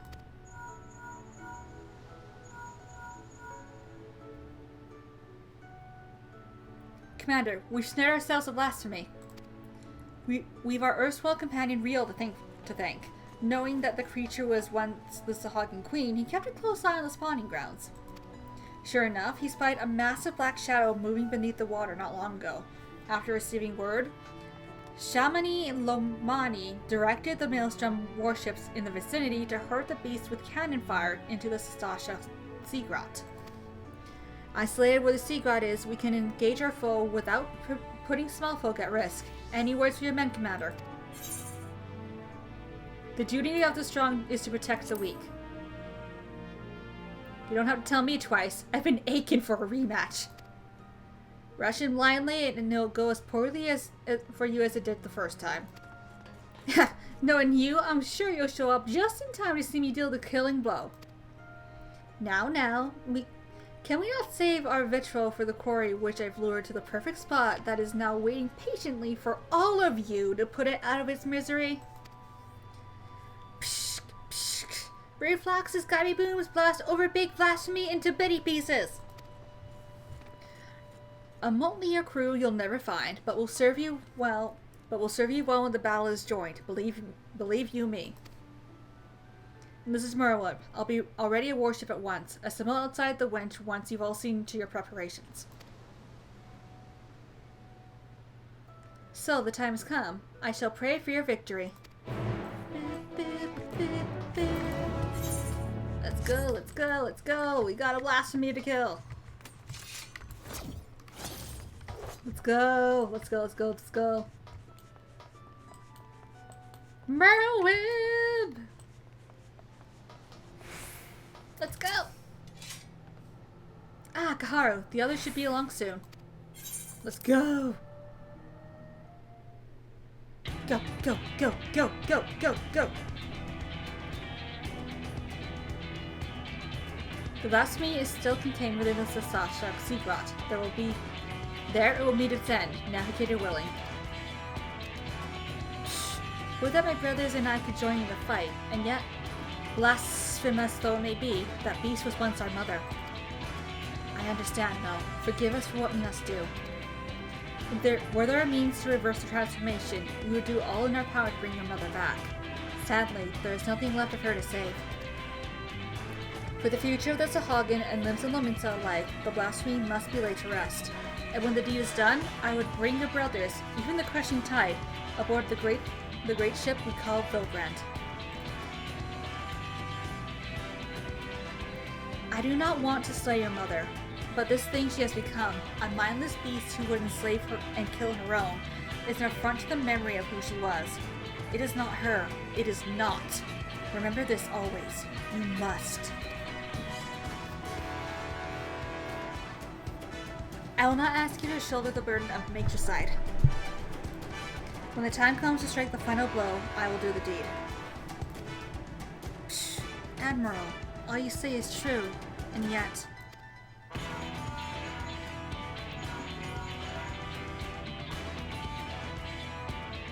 Commander, I've sighted a group of fishbacks. Crushing tide, most like. Heading straight for the sea grot. You best make your way here, and fast. Time to move out then. Any words for your men before we set sail? Well, the same words I've been saying the entire time. Today the blasphemy falls.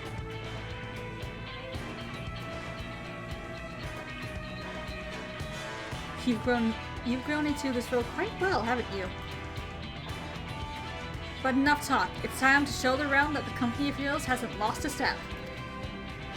Aye!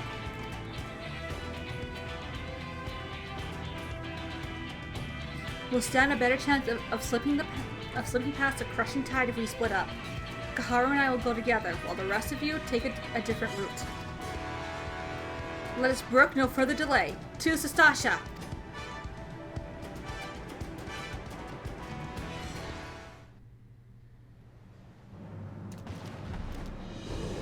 Psh, my queen! I beg of you, pray show your loyal son mercy!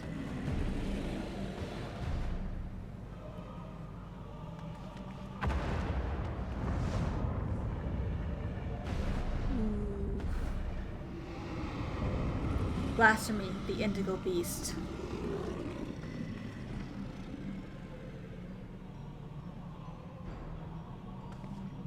It's Doe, or what's left of him.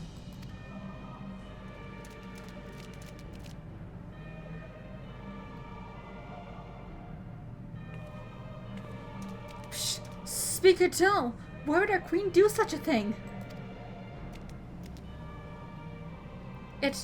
It is as the shore walkers say. What we thought a blessing is in truth a terrible curse. Psh, the horror. We must away at once. And leave the shore walkers to face our queen mother alone? No. I will stand with them. You mustn't sully your hands with the blood of your mother. Go and be with your kin. Go! Psh, forgive me.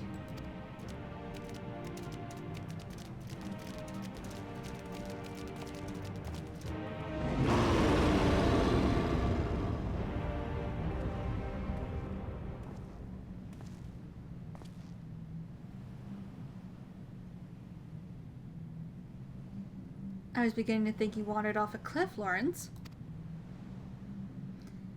Must you say it like that? I prefer to think of myself as fashionably late.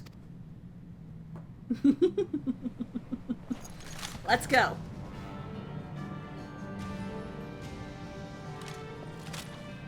But enough talk. It comes.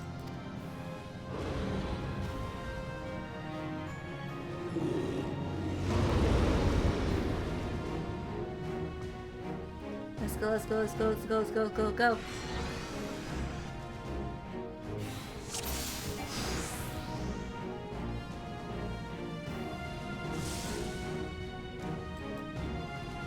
Oh.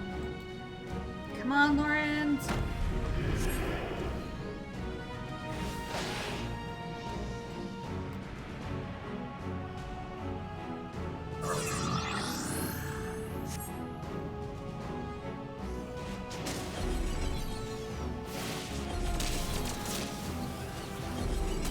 Nice.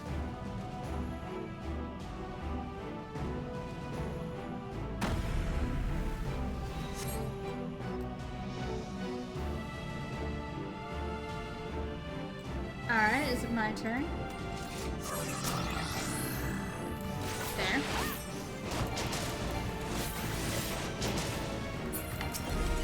Okay, so I have to hit it where the symbols are. Okay, I got it.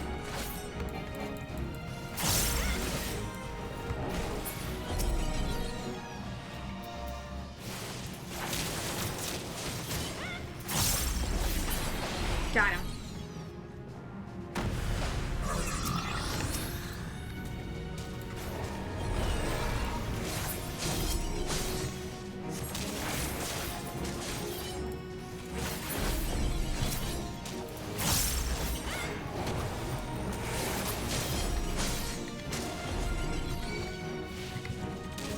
Your turn. Look at me. Where are you going, Lawrence? Ow. Alright, you get rewarded for him.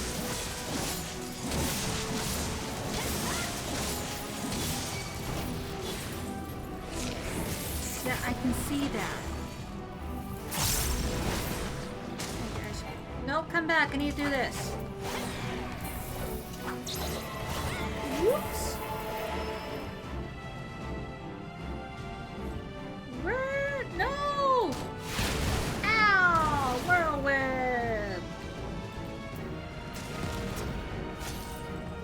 Made it.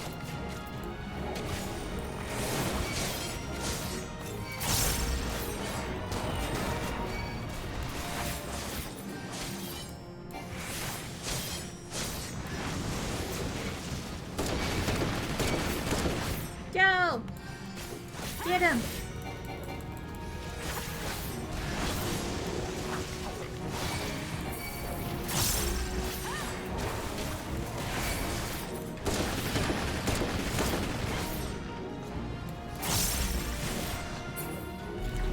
Oh.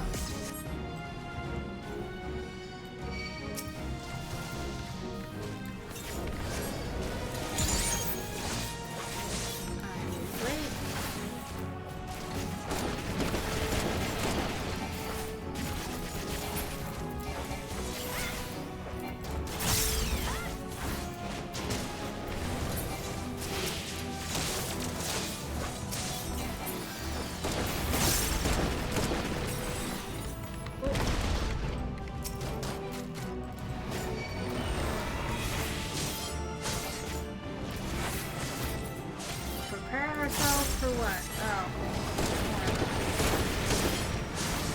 About time you guys got here.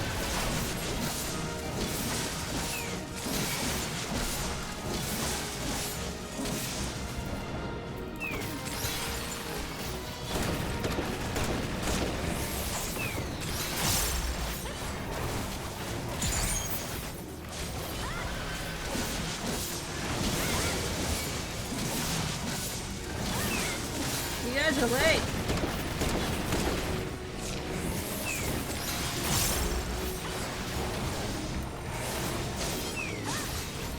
You're in my sights. Go put the dot on him.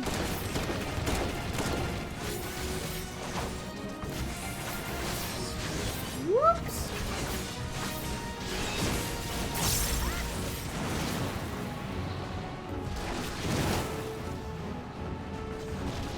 Ah. Ah.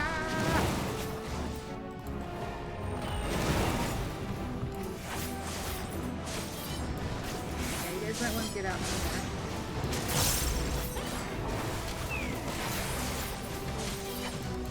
Pick this back up. Twice. Oopsie doops. Sprint! Ah!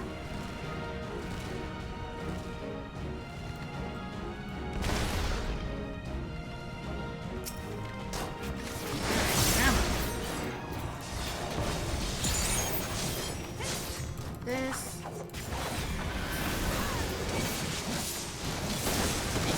Healing. Don't mind the fact that I'm kind of hurrying you like half a blade sitting here. It's fine.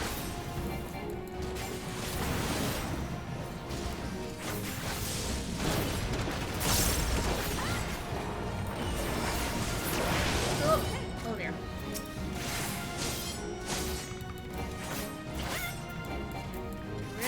Get rid of them! Trying!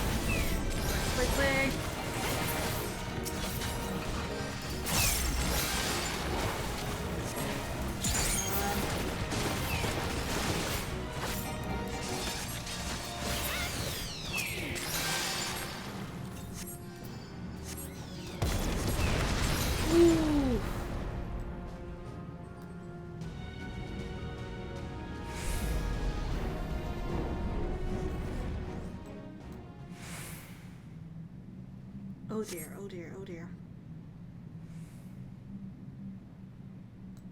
No!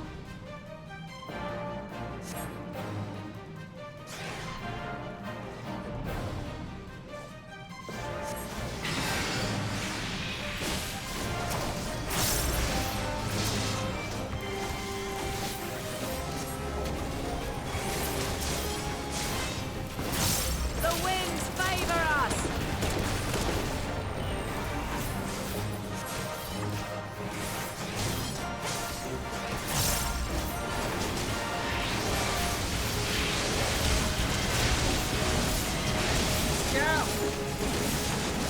I will not yield.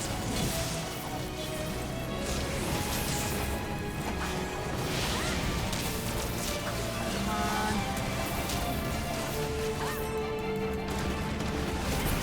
Got it. Brave had to throw one last bomb. Oh, goodness.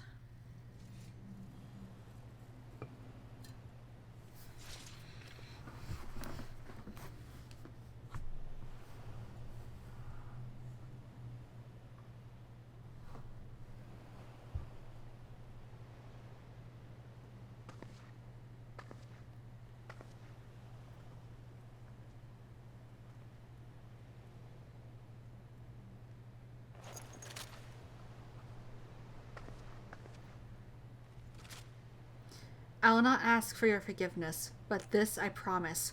You will be remembered for the mother you were.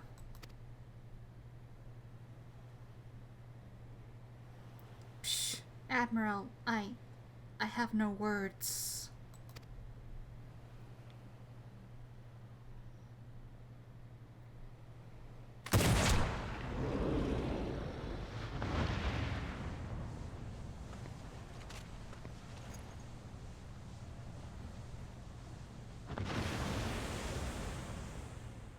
And there it goes.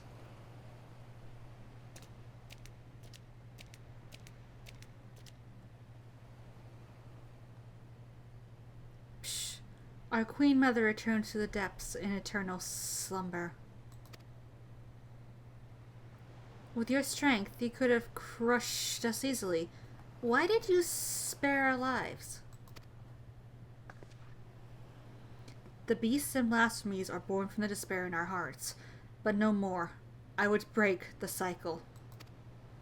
Though Doe may have been blind to it, I believe in a future where Sahagin and Lominsons can live in harmony.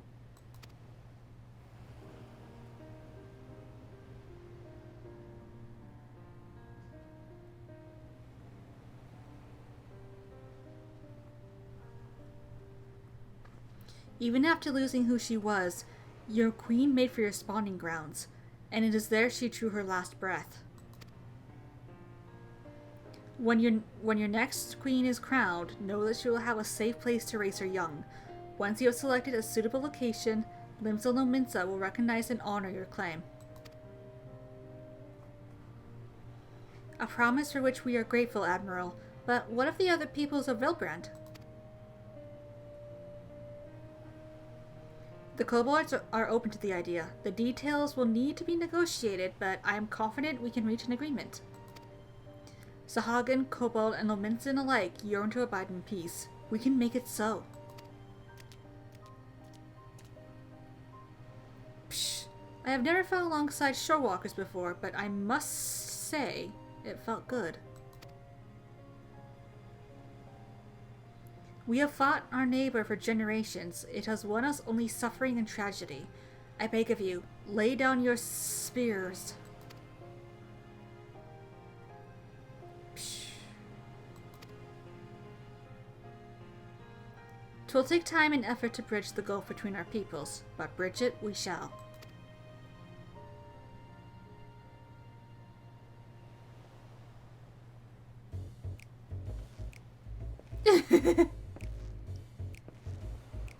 Are you trying to sneak off?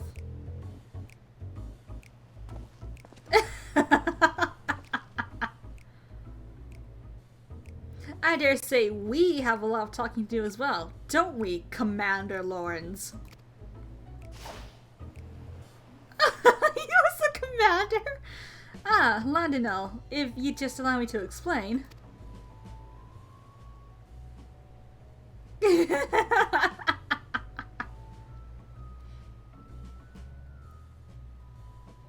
Let's be out before they drag us into this mess. Yep, let's not get caught in this mess.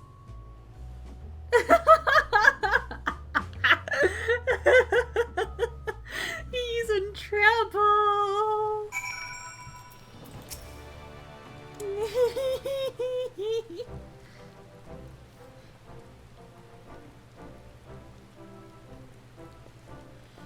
Perfect timing, Acting Commander. You must save me from this bloodthirsty bastard. Well, Lawrence, let's hear your excuse, and it better be a good one.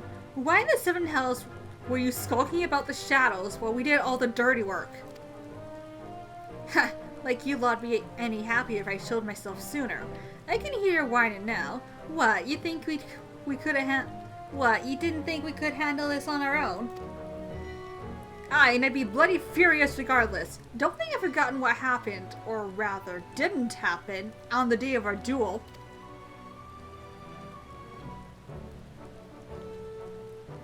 Even though the future of the company hung in the balance, I waited and waited and waited for some goddamn more, and he still never turned up. But I've got you now, and I will have satisfaction. Given Lawrence's penchant for later rivals, I couldn't help but worry too. To say he cut it fine would be an understatement. And not by choice, as usual. My scouts observed him roaming near Costa del Sol not long ago. It would seem our commander's woeful sense of direction has not improved in the least. I'm honestly surprised you never realized, Landinel, that was to blame. I'm so honestly surprised you never realized, Landinel, that was to blame for his extreme tardiness. That the commander did indeed arrive at the agreed upon location for your duel, after the sun had risen and set half-dozen times. Navigator, take me. Shimani, you promised that would stay between the two of us. Ah, Bravelocks, you have a kind word or two for your old commander, don't you? Psh, psh. Commander Lawrence, Commander no more. New commander, friend to gobbies everywhere. Does many sweat works for gobby kind.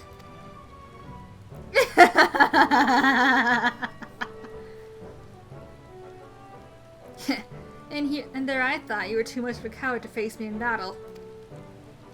Come now, Landonal. You know me better than. Oh dear. Then it's settled. We fight here and now. On your guard. But put that thing down, I say. You could hurt someone with that.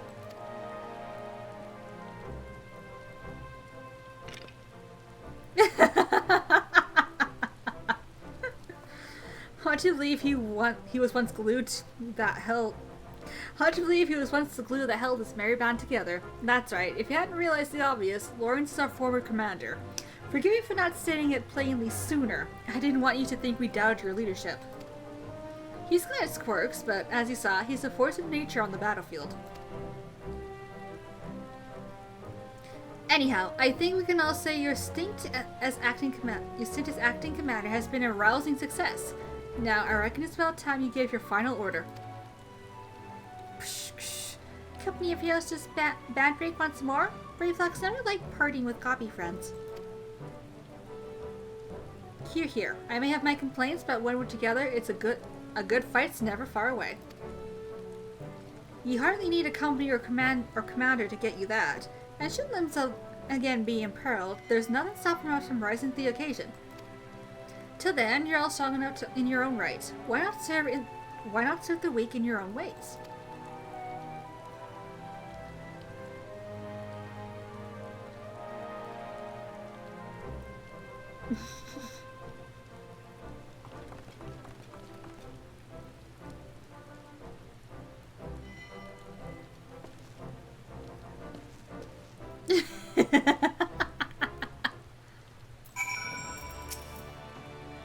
You've had quite the turn of duty, but all good things must come to an end. Any parting words before we go our separate ways?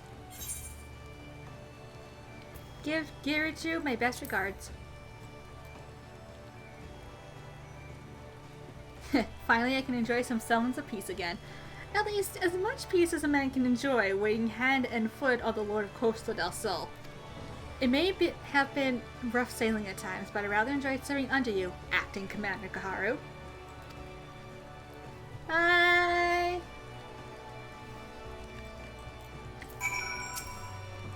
Well, if you've something to say, let's hear it. Return to the Wilders and keep the murdering to a minimum. Ha! As if I needed you to tell me. While I enjoy the diversion, I know as well as any that my true place is in Gridania, leading a respectable life. You may not have been the perfect commander, but 12 as my witness, I hope to fight your side again. Farewell. Yeah, I know I oops. You don't have to remind me.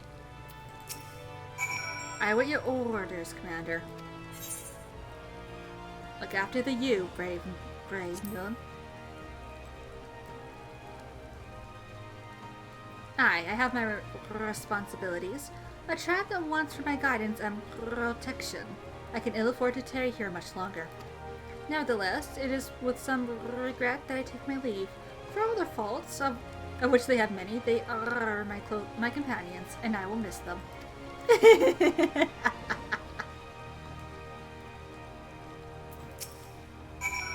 Well, let's hear it, Commander. You'll... No, let the company of heroes be disbanded. Indeed, indeed. I mean to return to Wineport as soon as I've tied up a few final loose ends here. Speaking of wine, I've always preferred the older vintages. Left to sleep in their barrels for many a summer, they come out tasting better than ever. One might say the same about our own company.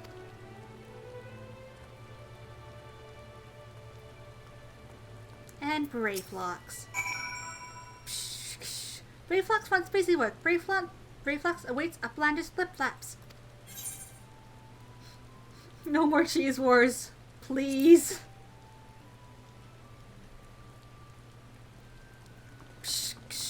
Brayflox feels heavy heart, but accepts Uplander's bossy words.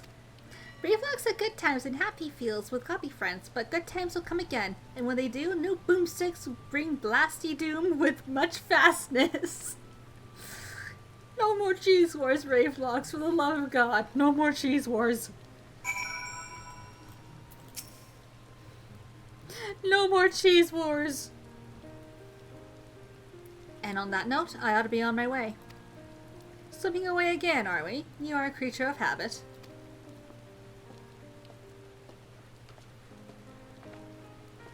I resented you for it at the time, you know, but I think I understand now. Better to shun fame and not serve as an example for glory seekers too eager to fight and too quick to die. You're overthinking it. I'm a creature of whimsy, a man who lets the tailwind carry him where it will. But more importantly, this new age belongs to the new blood. I've had my day in the sun. If you succeed in brokering peace with the beastmen, there'll be no need to worry about primals, and the company can go into permanent retirement. And then I can say I did right by the old man. If you hadn't been there for us both, I don't know what I could have... If you hadn't been there for us both, I don't know if I could have pulled the trigger.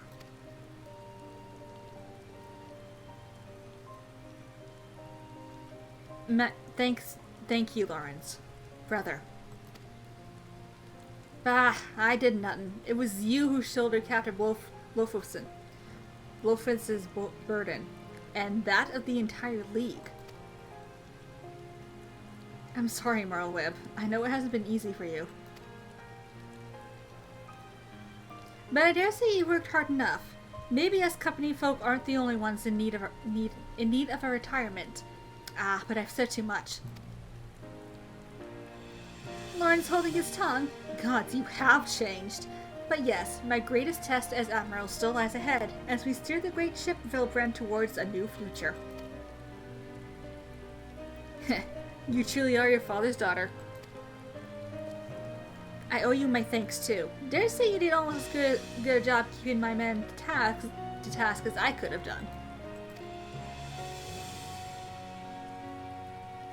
Call it a hunch, but something tells me our paths may cross again. But forgive me if I carry on like I've never seen you before. Not like my old friend Miss Beard. I prefer to keep my past in the past. And with that, I'm off. Take care of yourselves.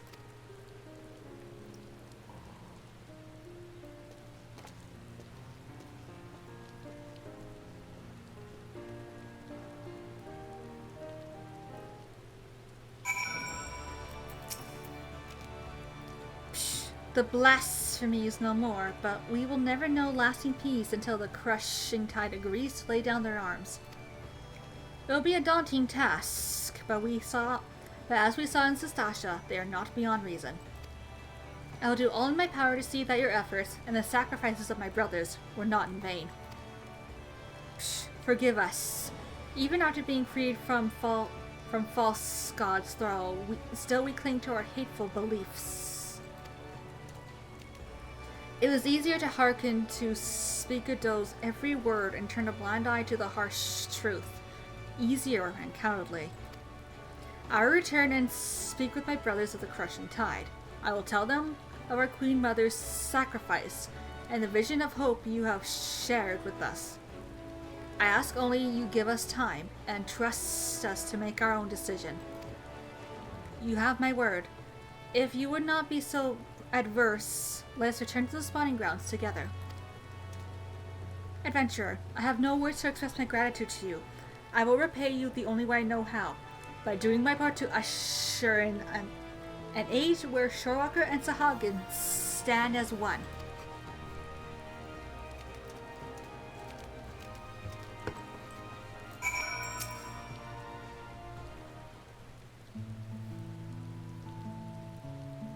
Just us now, it would seem. Ever since we achieved a measure of peace with the kobolds, I prayed that this day would come. Though it is, of course, only a beginning, negotiations must be held, and words exchanged in earnest will invariably lead to flared tempers and bruised egos. But such things always accompany meaningful progress. The history of Vilbrand is one of bloodshed, but we have the power to change our ways. After all, it is clear we are united more by our similarities than we are divided by our differences. I will share what I have seen of the Sahagin with my fellow Lominsons, and listen closely to their doubts and concerns. must be a harmony not foisted upon them from above, but one which they aspire to of their own free will. No doubt Noel and his brothers feel the same. Again, you have come to Limsa's aid, my aid, at a time we needed it most. When next we meet, I hopes will not be as admiral and adventurer, but as friends, mayhap trading war stories over ales at the Winch. But for now, I must return to my duties. Drafting reports and decrees is hardly the most exciting part of my role, but it is a necessary one. If you happen to pass through Rosat-Han, pray share your exploits with our delegate there. Doubtless he will be interested to hear your first-hand account.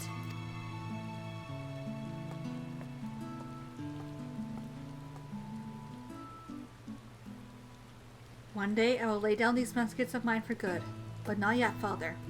Not yet. Aww.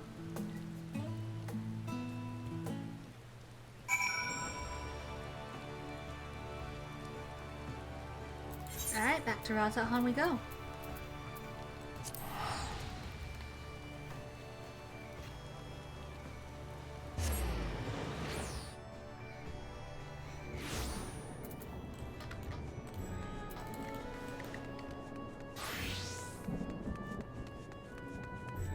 Run, run, run, run, run!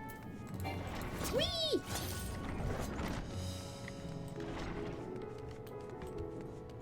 Run, run, run, run, run, run, run, run!